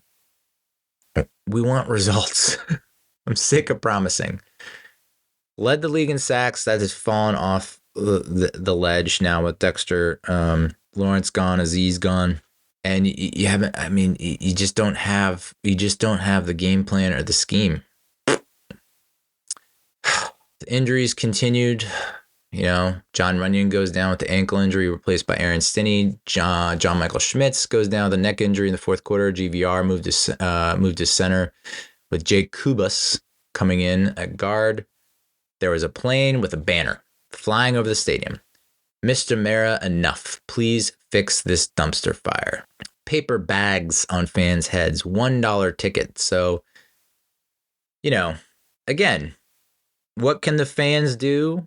The fans can do this kind of stuff to make John Mara say, okay, the fans have lost their confidence in Daboll and Schoen. Why do I have confidence in Daboll and Schoen again? What's the plan again? God damn, I want to know the plan. Don't you? How much would you pay to know the plan? I'd pay 4 figures. I think I'd pay 4 figures. At least $1,000 to say, I wonder if we can get like a Kickstarter or GoFundMe. And like, if we raise enough money that would unlock them to share the plan with us, and it could be like encrypted so we couldn't share it with other teams. Just want to know the plan so bad because I don't know what the plan is right now. Does anyone really have a good idea of what the plan is? Negatron, dude. So with regards to the plane flying over the stadium with the banner, this is not the first time this has happened. Gary Myers on Twitter said one of the barometers Wellington Mara used when evaluating change at the top was whether the fans were still showing up late in the season. Giants have 3 home games remaining, and so now they have 2 after the Saints game. But Mara always said he could handle the fans booing because it showed they still cared. No shows equaled indifference, and that he couldn't handle. So again, even if we do the no-show thing, that doesn't, I don't think Mara would consider selling the team. I don't know how bad it would have to get, because, I mean, you look at even Wellington Mara going through that stretch from 64 to 80. So this is why I think Mara's not going to sell a team, right? Unless he's getting pressure from Tisch. That's the only way I see him selling the team. Right. So that's why this right here is history, is history repeating itself.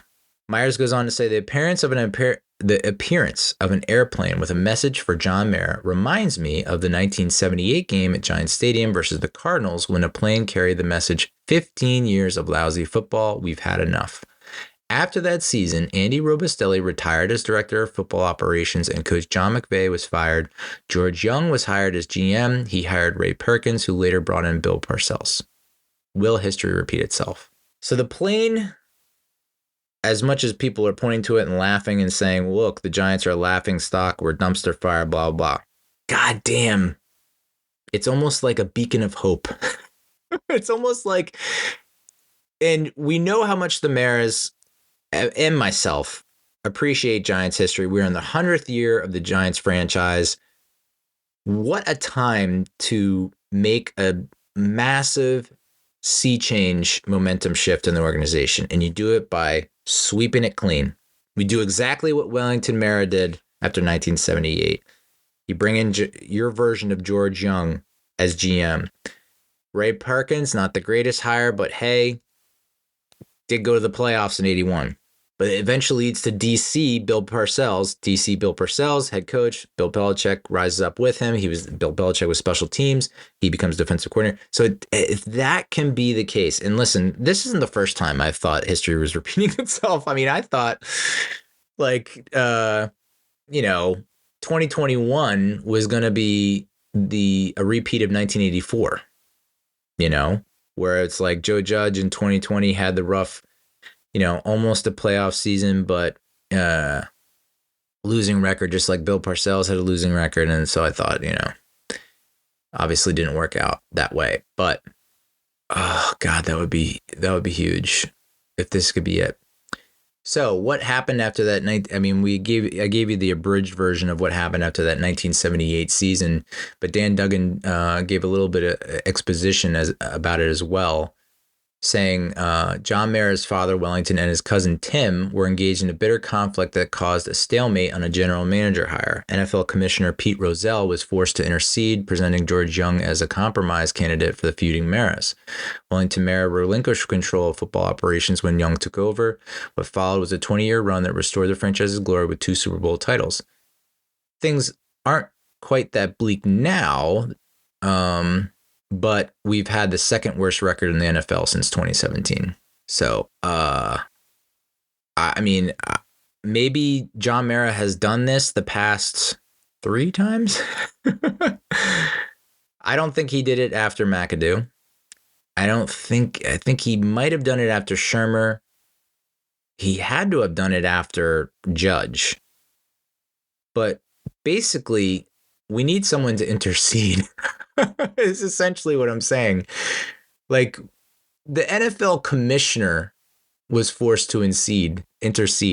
Pete Rozelle was forced to intercede after the 78 season. Now, do I see, oh my God, I forgot his name. Do I see Roger Goodell interceding? Is he even allowed to intercede? I feel like that 1978, that was just like a gentleman's agreement. And like there have been rules and laws instituted since then and passed to prevent that from happening, to give favoritism to one team. But Roger Goodell, you're not a very well-liked person. Please intercede. Could you intercede with the Giants and help them find a general manager? That'd be great. Thanks.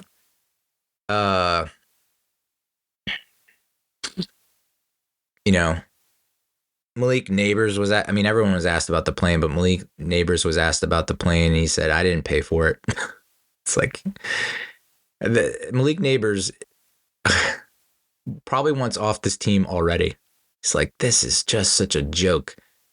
I don't think he liked that he was drafted by the Giants.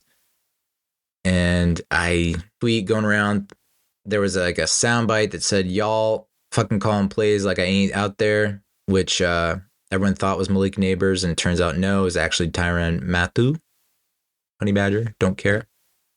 So, Malik Neighbors is fed up, and it's like he's still. I mean, this was a game where I don't know. Each game, there's like at least one or two passes to Malik Neighbors, and it's just that look great, and it's like, okay, that's a play that maybe only he can make. Why are we not doing that more often? I don't know. This is another game where it's like we just did not get him involved early on. Like what? I don't. What? And maybe that's just like opposing defenses really putting the locks on and the clamps on him to the point where it's like, there really is no opportunity or window to throw to him until the game is out of hand, and then in garbage time he's able to pick up some stuff. I guess I'm leaning towards that, but at the same time it's like, Daboll, what the fuck are you doing, man? You're not going to lock and saying, hey, I have designed these plays specifically for numero uno, number one, Malik Neighbors. Please throw him the ball. Bobby Skinner said the Giants defense had their best game scoring-wise, only allowing 14 points, and the second best game yards-wise, allowing less than 300 total yards without Dexter Lawrence, Bobby O, Deonte Banks, Drew Phillips, Cordell Flott, and Nacho, and some depth spots. Again, I mean, the Saints were not full force. Having missed so many wide receivers, I mean, we can attest to that. When it happened in 2017, there's just no offensive options, no weaponry to go with. And so you're almost forced to lean on your running back to make up for it, and he can't. As good as amazing as Alvin Kamara is, he just can't make up for that kind of loss. Giant Insider said this is the first game the Giants defense held a team to fewer than 100 yards rushing since week 4. And look at the lineup they did it with. Again, why does it take you damn near 10 weeks, more than 2 months to figure that out? And it's with guys that are not guys you drafted or signed from free agency, to literally practice squad off the street. Giants had 13 tackles for loss, led by Micah McFadden's 5 tackles for loss. And what's funny about that is Micah McFadden was asked to name every defensive player starting this game and couldn't do it. Just a bunch of no names come in and play far better than all our stars. Ugh. We were worse on third downs. We had less time of possession, and we had 12 goddamn penalties. We committed 12 accepted penalties, one less than we had in the previous game in Dallas, which was the most we've had in Brian Daboll's 3 seasons as head coach. Dan Schneider said, per the Fox broadcast, it's the first time the Giants have committed 10 or more penalties in consecutive seasons since 2018. Again, what exactly does Daboll offer? Supposed QB guru, offensive advantage. We are banking on hope there. Meanwhile, they're undisciplined and situationally poor, which goes back to what I've said dating back to the beginning of the season, that Brian Daboll is not a head coach. At best, he's an offensive coordinator. And I don't even know if you could say he's a QB guru. I mean, I look at some like Bruce Arians. I mean, you could even say Davis Webb. It's interesting that Davis Webb popped in my head because it's going to come back when we talk about how to fix the Giants. Dan Duggan said the Giants are down to 14.9 points per game, which is the worst in the league. We have the 5th lowest average for a season in the Super Bowl era. Ooh. Averaging 10.1 points per game at home. And Jordan Raynon added that the 14.9 points per game is more than 2 full points less than any other team. The Giants started 2 drives at the 49-yard line and 2 drives at the Saints' 48-yard line in the first half and totaled 3 points on those drives. Woof. Giants punted on 4th and 2 from the Saints' 49, 4th and 4 from the Saints' 42, 4th and 4 from the Saints' 45, 4th and 5 from the Saints' 44. That alone feels like a fireable offense. Like, we've been eliminated from playoff contention. When that happens, let her rip, dude. Let her rip. Grip it and rip it, dude. Let it all hang out. You have nothing to lose. Nothing to lose. And we're playing like we're trying to secure the last wild card spot. You have nothing to lose. Why are you punting on any of those situations? Fucking go for it. 4th and 2, go for it. 4th and 4, go for it. 4th and 4, go for it. 4th and 5, go for it. Just go for it. Just go for it. Who cares if you don't make it? You lose, you lose. You're going to lose anyway. It's a lost season. You're not making the playoffs. You're out of playoff contention. That happened Thanksgiving Day. You had so many days to prepare for this friggin' game against the Saints. And you're punting on oh my God. Blech. So again, that right there, not as egregious as what Joe Judge did with the quarterback sneaks on 3rd and long, 2nd and long, 3rd and long. Not as bad. But that is like in the spirit of spiritual sequel to Joe Judge. Not going for it on 4th and short when you're in opponent's territory multiple times. Giants fell to 1-7 in one-score games this season. We lost our 8th straight game. We're 0-7 at home. And as close as we were to tying this game and going to overtime and winning, it really shouldn't have been as close as it was. Like the Saints missed a field goal and they had a field goal blocked, so that's 6 points turnaround there. So it really shouldn't have been as close as it was. It's just the Saints kept allowing us to stay in the game. Drew Lock started 0 for 8. 0 for 8 on his first 8 pass attempts, and obviously there were some drops in there. It's wild that Tyrone Tracy Jr. was a former wide receiver and can't catch the ball. Negative 49.8% completed pass over expectancy. The last quarterback to go 0 for 8 was Carolina's Cam Newton at Atlanta on December 31st, 2017. I think that was like pretty much the beginning of the end of the Cam Newton experience in Carolina. There was also a 3rd down where he scrambles, and you see from the end zone camera that there is nothing but green to the right, to the northeast. Lots of room to run. Automatic 1st down. Like there's no way he doesn't get it if he just runs forward or runs a little bit to the right. Instead, he takes a hard, sharp turn right and is stopped 2 to 3 yards short of the 1st down. And Daboll just says, go forward. And there were plenty of times. The one time that stuck out to me when they cut to Daboll and Locke on the sideline is like Locke. And it might have even been that play where Locke is walking towards him. Daboll just says, you're supposed to go forward. And Daboll's continuing to talk to him, and Locke just kind of coasts right by him, goes to the bench. Just like, so which makes Locke's post-game conference quote even more interesting, where he's like, they asked about the message. What is the message? Is the message still true? Is the message clear? Is the message still getting through to you guys? And Locke basically defending Daboll and saying, yeah, everything that he said is right. We're just not executing. It's just like, but why are you not executing? If he's saying it and it's true and it's true, why? Is it because you've lost all patience with him? You've lost all confidence in him? Sounds like you lost the locker room. We had the punt return for the touchdown, which was great to see. And it was called back to literally such a ticky-tack fucking holding call. I don't know what's going on with the referees this year, but it's not just little calls left and right. They're game-altering, game-changing calls. Whereas someone like teams like the Bills and the Chiefs, they're getting the calls. We are not getting the calls. I think if we're the Bills or Chiefs, that's not called against us. And it's a touchdown, and it stands. But nope, we're the Giants, and we suck, and the refs know it. So they're like, it's coming back. We also had a field goal taken back from a personal foul when Kubas picks up and body slams a Saints player on a made field goal, which kicks us out of field goal range. So that's 10 points off the board, 9 to 10 points off the board against their 6. So if they're supposed to have 20, we're supposed to have 21 or maybe 18 with an opportunity to win at the end there. So. And then we had the game-tying field goal blocked. which was such a chip shot.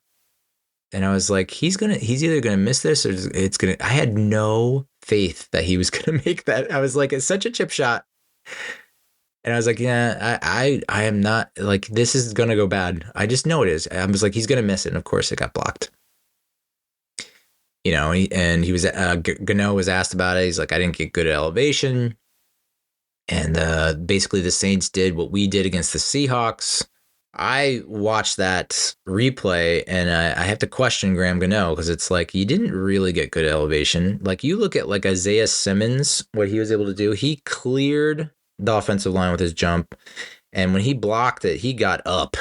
Like, there was no way you're making that field goal. This guy, not quite as athletic as Isaiah Simmons, he's able to leapfrog, but not as clean, not as clear. And he didn't even really get the jump. He kind of lost his footing. And so I honestly think Gano could have got, and it's a chip shot, right? So, not to mansplain physics or anything like that, but like on a longer field goal, 50 plus, 55 plus, you really want to drive, like you have to drive the ball at a lower angle. 45-degree angle is not really, I don't think it's going to cut it. Like, you think about launch angles when a player hits a home run in the Major League Baseball. You need a somewhat lower angle to get the distance. It was like 30 some odd yard field goal. Like, we need to get it up over the line. That's all you have to, you're not worried about distance at all. Just get it up over the line. So I don't think he had good elevation, but whatever. So that's another 3 points. So we're looking at, we left 13 points out there. 13 points, which would have given us 24. And the Saints probably should have had 20. So yeah, we should have won in regulation. But nope. Instead, we lose in regulation when we should have tied it going into overtime and won, because Derek Carr leaves the game with a left hand fracture, possible concussion, with like a little under 4 minutes left in the game. And they don't even bring in Rattler because they've seen how bad Rattler's been. So they bring in this guy Hainer, and I don't think he was doing anything, that spectacular. So it's the 8th time this season when we did not score a first half touchdown, the 6th game in which we did not score a touchdown the first 3 quarters. Again, yeah, I guess it's just a quarterback thing, huh? I mean, it's not like we have Malik Neighbors or Tyrone Tracy Jr., right? Darius Slayton. It's not like you have Daniel Bell. I mean, like, it's not like you have weapons. It's not like you're, I don't know. I mean, you see what other teams and franchises are able to do with a poor quarterback situation and still be competitive and still win. And then you see what Brian Daboll is doing with the guys that we have. Kay Adams tweeted, "The Panthers are so fun." It's like, yeah, they are fun. They are fun. Why can't we be fun? Is there a reason why we can't be fun? We did get our Giants secondary did intercept their first pass of the season in week 13. Are we week 13 now? Week 14? It's our first interception since week 1. And it's the Giants secondary's first interception. It ended the Giants' NFL record streak of 11 consecutive games without an interception. Opposing teams threw 342 passes between Giants interceptions, the longest streak in the NFL since the Jets defense went 370 straight opposing throws without a pick, spanning the 2020 and 21 seasons. So that's good. Trey Hawkins, who then got hurt and left. Looking ahead, the upcoming schedule, we're hosting the Ravens. We're 14-point underdogs. That is a loss. We then travel to Atlanta to play the Falcons. That could be a win. I mean, it's probably a loss, but like, it could be a win. The Falcons look like garbage, and Kirk Cousins looks awful. He's only thrown like 1 touchdown in the past like 5 or 6 games. He's thrown multiple interceptions over the past 5-6 games. People are calling for him to be benched and Michael Penix Jr. to play. So our luck, he probably does get benched. And Michael Penix comes in and lights it up. So that's probably a loss. And then we play at home against the Colts and Anthony Richardson. And that'll be close, just like the Jets game was close for the Colts. And then, Richardson will probably do the same thing he did to the Jets and bull in from the 3-yard line to get the win. And then we play at Philly, which even if Philadelphia rests all its starters, that is a guaranteed loss. Guaranteed. No chance of us winning. So odds are we're probably going to finish 2-15. And there's only one other team that can get that top spot if we finish 2-15, and that's currently the Las Vegas Raiders, who also have 2 wins. Jaguars beat the Titans, so they now have 3 wins. It's between us and the Raiders, right? Here's a look at the Raiders' upcoming schedule. Falcons at home. Again, the Falcons are in a state of disarray. That could be a win. That could be a win for the Raiders, which is good for us. Then they play the Jaguars, another bad team that's a team that the Raiders can easily win against. I mean, like the Raiders, the Black Friday football game against the Chiefs, only lost by 5, had a chance to win there. So the Raiders are playing competitive football, tough football, are playing better than us. So they could, and this is a Saints team that is reeling, and that, I mean, who knows if Derek Carr will be healthy enough to come back for that game. So that feels like that could be a win. And then they finish up against the Chargers, who will probably still be playing their starters to secure a better playoff spot, maybe. So of the remaining 4 games, they could win 2 to 3 more games, which, so it's looking like we'll probably get the number 1 pick. So what do you do with that number 1 pick? Well, I know a lot of people are going to say Shedeur Sanders or Cam Ward. Shedeur Sanders or Cam Ward. From everything I've seen, it looks like Shedeur Sanders loves the Raiders. You got Dion talking to AP, Antonio Pierce saying, you better draft them Sanders boys. So feels like that's a lock. So would the Giants do this? If you have the number 1 pick and the Raiders want Shedeur Sanders, do you do? And I forget who pitched this and proposed this, and I'm so sorry for not crediting them, but it was a genius idea. You pick Shedeur Sanders, you tell the Raiders to pick Cam Ward, and you'll do a trade. You give us Cam Ward, we'll give you Shedeur Sanders plus, and you give us Cam Ward and picks, premium picks, and we'll give you Shedeur Sanders. I like that. As much as I've been vehemently against picking a quarterback, forcing a quarterback in this draft because it's been deemed not a great quarterback draft class, you have the number 1 pick. You have all the control. Would you do that? I'd feel more comfortable doing that than I would just picking a quarterback. That would ease my mind a lot more if we pick Shedeur Sanders and then do a trade with picks for Cam Ward.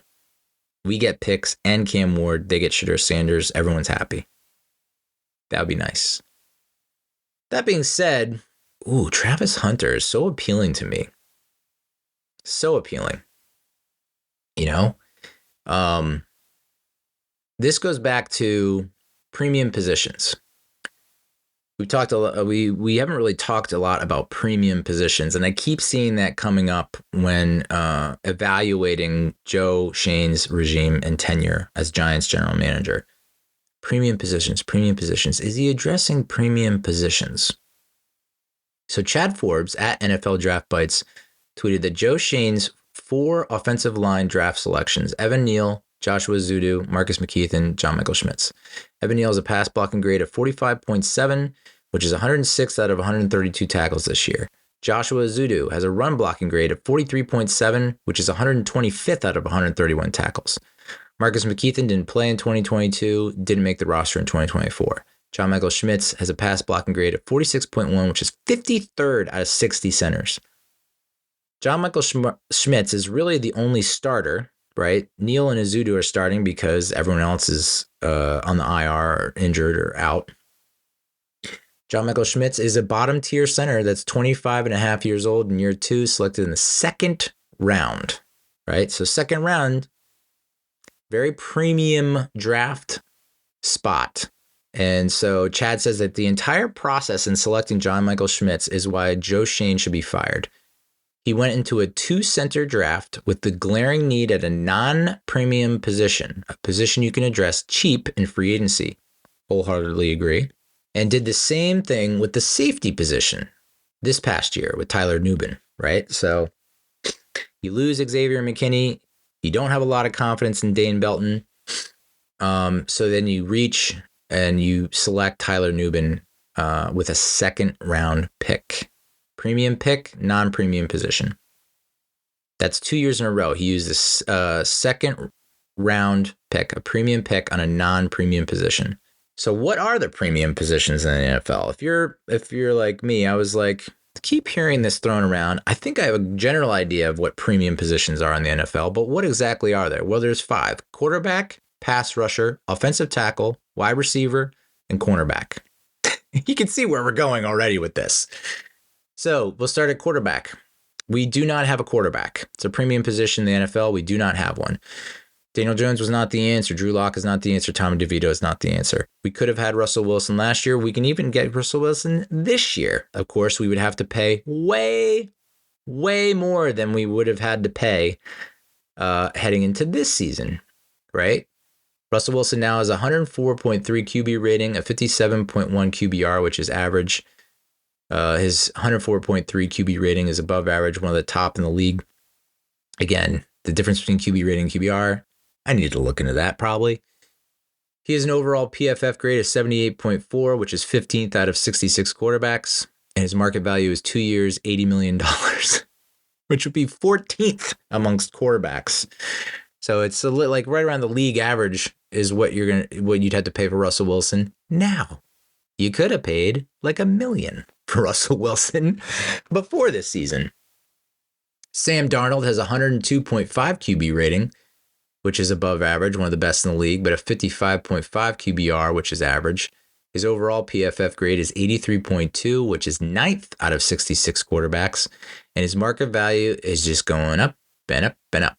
4 years, $137.5 million with an average salary of $34 million a year. It's similar to what Geno Smith got with the Seahawks, Baker Mayfield got with the Bucks. The Bucks, yeah. What Daniel got with the Giants and what Derek Carr got with the Saints. Jameis Winston, who last year would have been $5.5 million to bring on, has an 88.4 QB rating, which is a little bit below average, but a 70.2 QBR, which is 6th in the league. I don't have a market value on him, but I assume you'd have to pay more than $5.5 million for him. Joe Flacco is earning $4.5 million. That's another guy you could have brought in. Justin Fields has an overall PFF grade of 71, which is 33rd out of 66 QBs. His market value is 1 year, $9 million. I don't hate that. Andy Dalton is earning $5 million with the Panthers. I saw some people throwing around his name as a potential veteran quarterback that you could sign that would be much, much, much cheaper than a Sam Darnold or a Russell Wilson. And this is not a free agent, not yet, but Jake Browning, the Bengals. He looked okay backing up Joe Burrow. When Burrow went down with the injury, he came in and played well. He'll be a RFA, restricted free agent, in 2026. Would you trade for Jake Browning this offseason? Don't know that the Bengals will be willing to part with him, but something to think about. So that's the first premium position, quarterback. We don't have one. What has Joe Schoen done to address this premium position? He extends Daniel Jones. That is a poor decision in retrospect. He doesn't pick up the 5th-year option of Daniel Jones. He doesn't franchise tag Daniel Jones. Instead, he extends him. That doesn't work out. He signs Tyrod Taylor. Tyrod Taylor performs admirably, does somewhat well, decent in DJ's absence last season. Previous season didn't see much time, but got hurt. The previous season got hurt in 2023, so there's an injury history there. He's a little bit on the older side. Lets him walk. He got like $10-some million from the Jets, and in all honesty, I don't know why the Jets are now been eliminated from playoff contention. They should be playing Tyrod Taylor. Anyway, lets Tyrod Taylor walk. Okay, but then he signs Drew Lock for $5 million. Drew Lock blows. Tommy DeVito, undrafted free agent, hasn't done much. So QB position has not addressed it. Pass rusher is another premium position. He did pull the blockbuster trade for Brian Burns. Brian Burns is 30th in sacks with, I think he has 7 now. 21st in tackles for loss, and his pass rush grade is 78.7, which is 16th out of 200 edges. Again, feels like Brian Burns is being paid to be a top 5 edge, a top 10 edge, and he's not. So even though he's playing well, he's not playing up to his contract. Again, not many people do. Azeez Ojulari, 40th in sacks, 57th in tackles for loss with a pass rush grade of 54.6, which is 144th out of 200 edges. So again, Azeez Ojulari, probably not your starting edge, probably a supplemental pass rusher on 3rd and longs. I think that's where I see him if he does continue to play for the Giants, which I hope we do re-sign him, just not for a lot of money. And so we can bring him down on passing situations and apply the extra pressure. And then Kayvon Thibodeau, 190th in sacks. Now, he did miss a handful of games, right? He's been absent since the Seahawks game. He came back against the Buccaneers, so he missed a handful of games. 190th in sacks, 153rd in tackles for loss, and his pass rush grade is 69.1, which is 43rd out of 200 edges, right? So premium pick, number 5th overall in the 2022 draft, and he is not living up to his draft status. Not necessarily a bust, just not the elite pass rusher we were hoping for. And then your final pass rusher is Dexter Lawrence, which, he's now missed.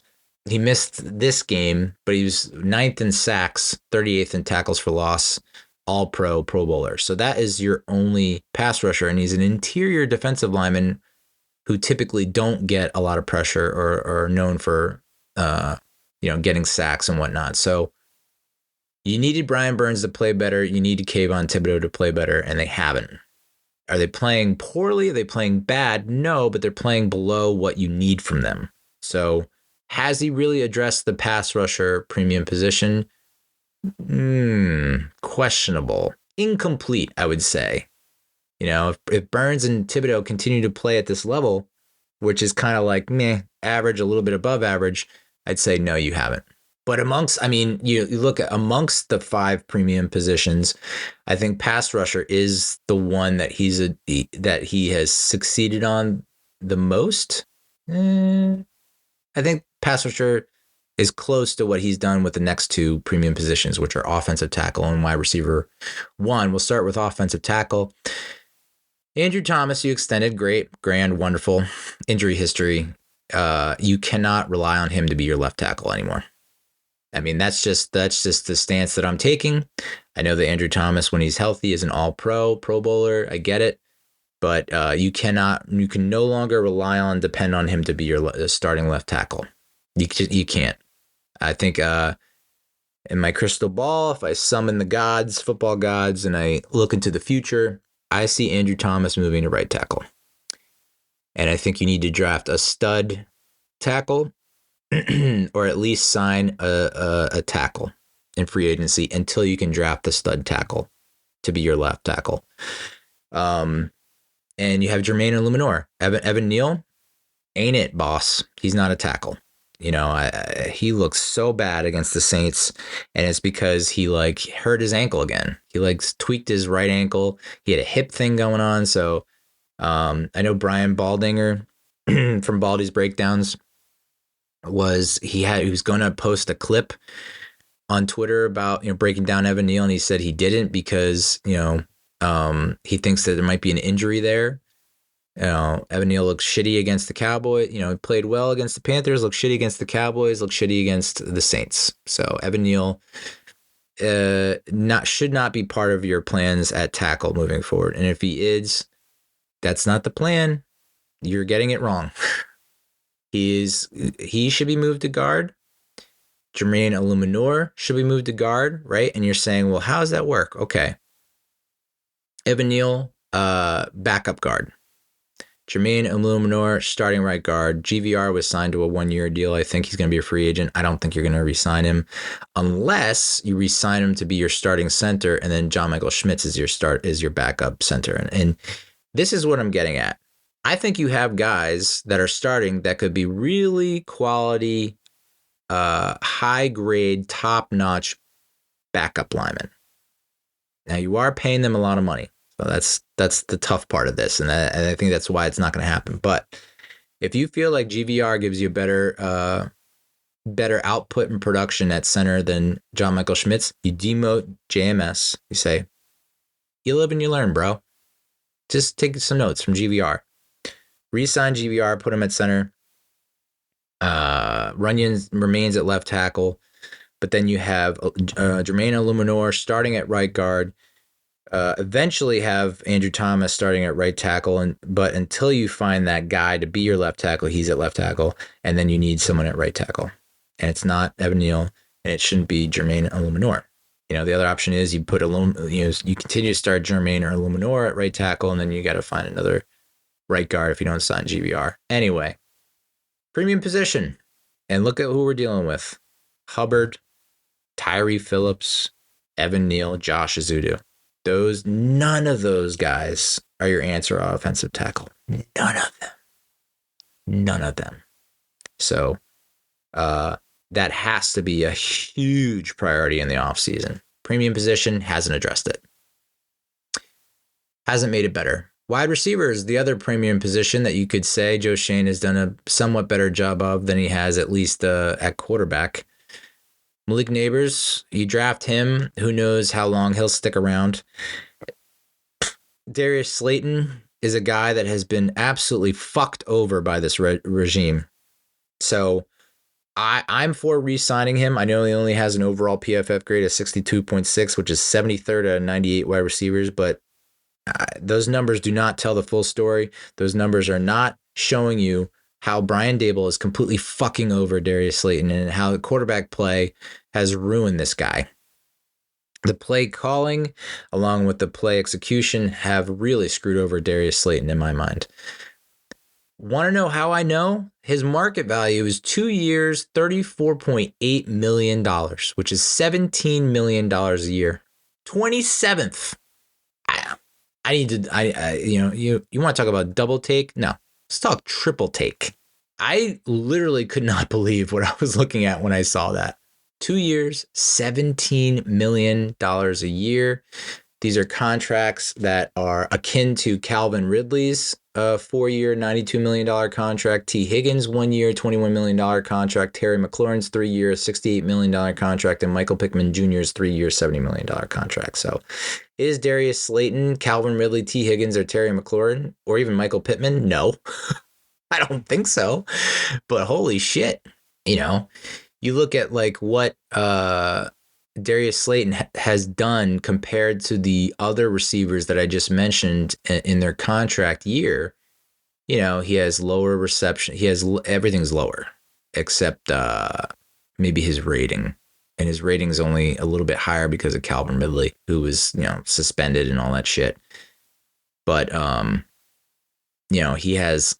it looks like he has mostly less drops per game, less yards after catch per game, less reception touchdowns per game, less receiving yards per game, less receptions per game, less targets per game. So he's about 22 to 25% lower across the board in terms of averages when compared to those other guys in their contract years. But he's not going to get, the average salaries for those guys are 23, 21, 22, 23.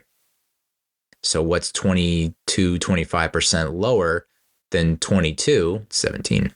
So that's how you get to that number.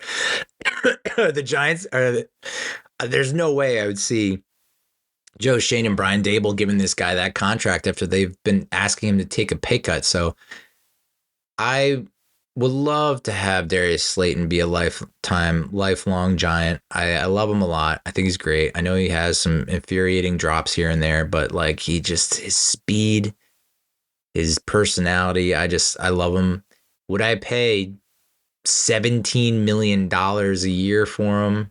Only if we had a new coach Only if you keep, I mean, obviously, if Daboll and Schoen are retained for year 4, I don't think they keep Slayton.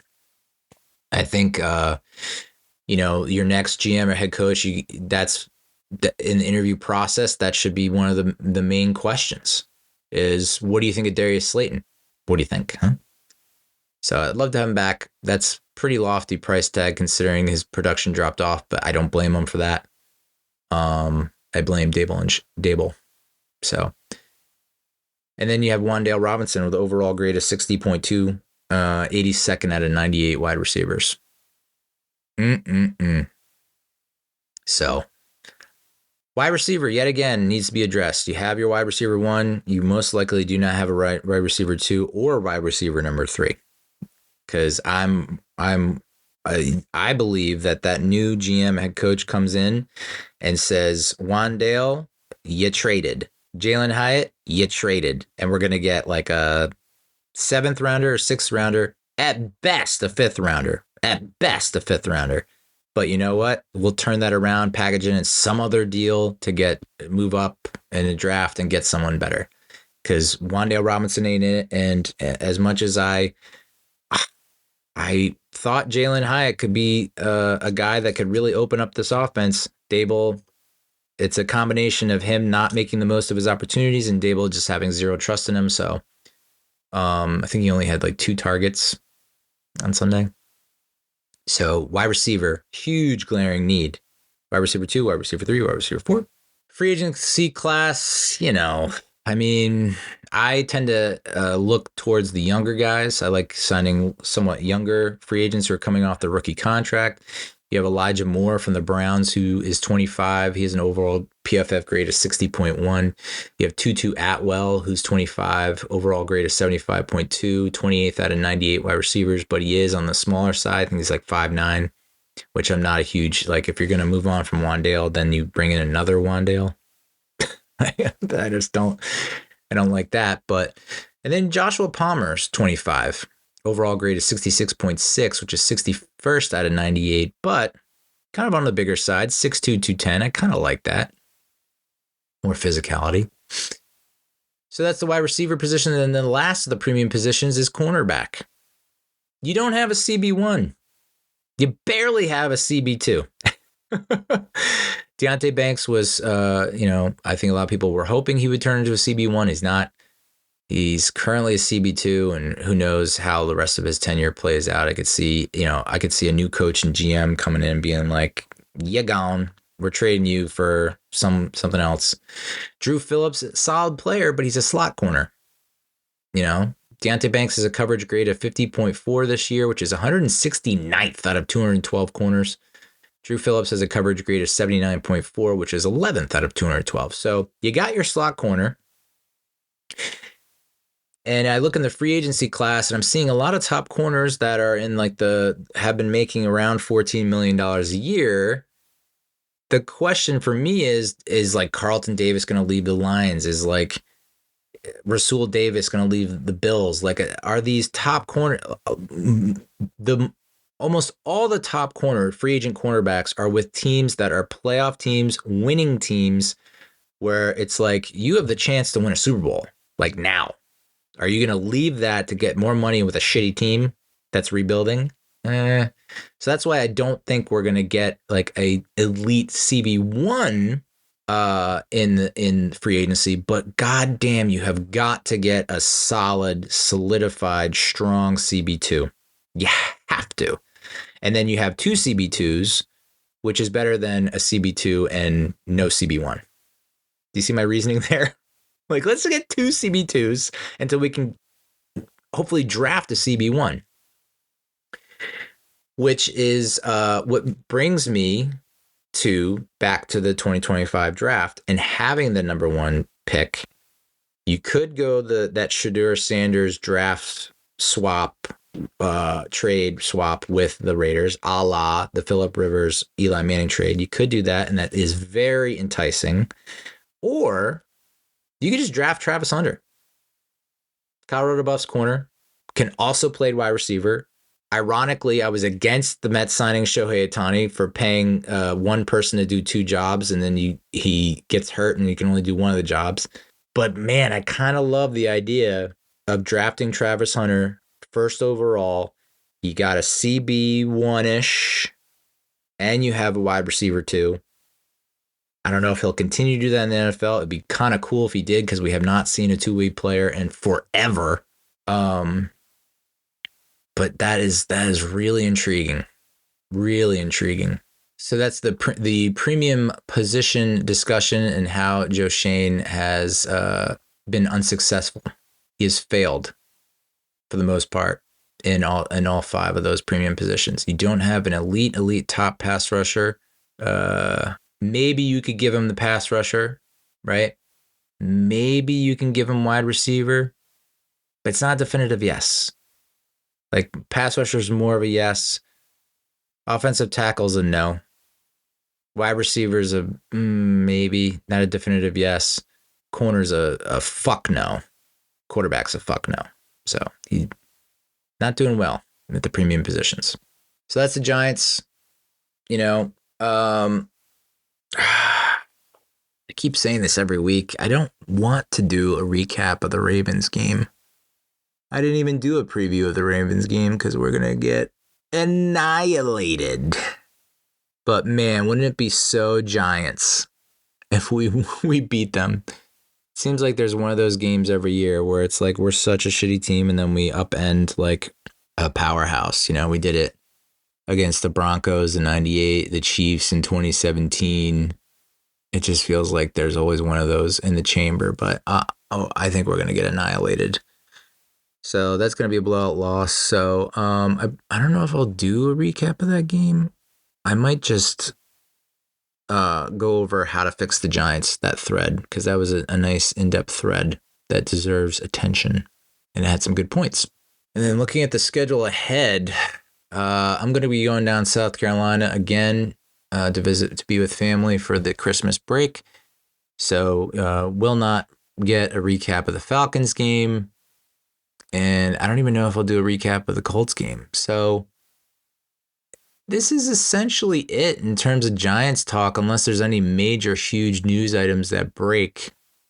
We'll probably start looking to the future, really getting more in depth on the draft classes and the free agency classes, but also looking at, we need to start. That's what I'm going to focus on, is looking at like, okay, who are the top general manager candidates to consider? Who are the top head coaching candidates? Because I don't think that Shane and Daboll are going to survive this season at all. I cannot see it. I cannot. I really can't. So I'm going to be looking at top. We're going to be looking to the future. Mock drafts, free agency, coach candidates, GM candidates. That's going to be the strategy going forward. So that's the episode. Thank you so much for listening. Thank you so much for watching. Winter is coming. For Brian Daboll and Joe Schoen, winter is coming for this franchise. But luckily we get to stay warm with this dumpster fire. We get to warm our feet and our hands at this dumpster fire as things turn cold and lifeless. I'll talk to you next time. Adios, muchachos.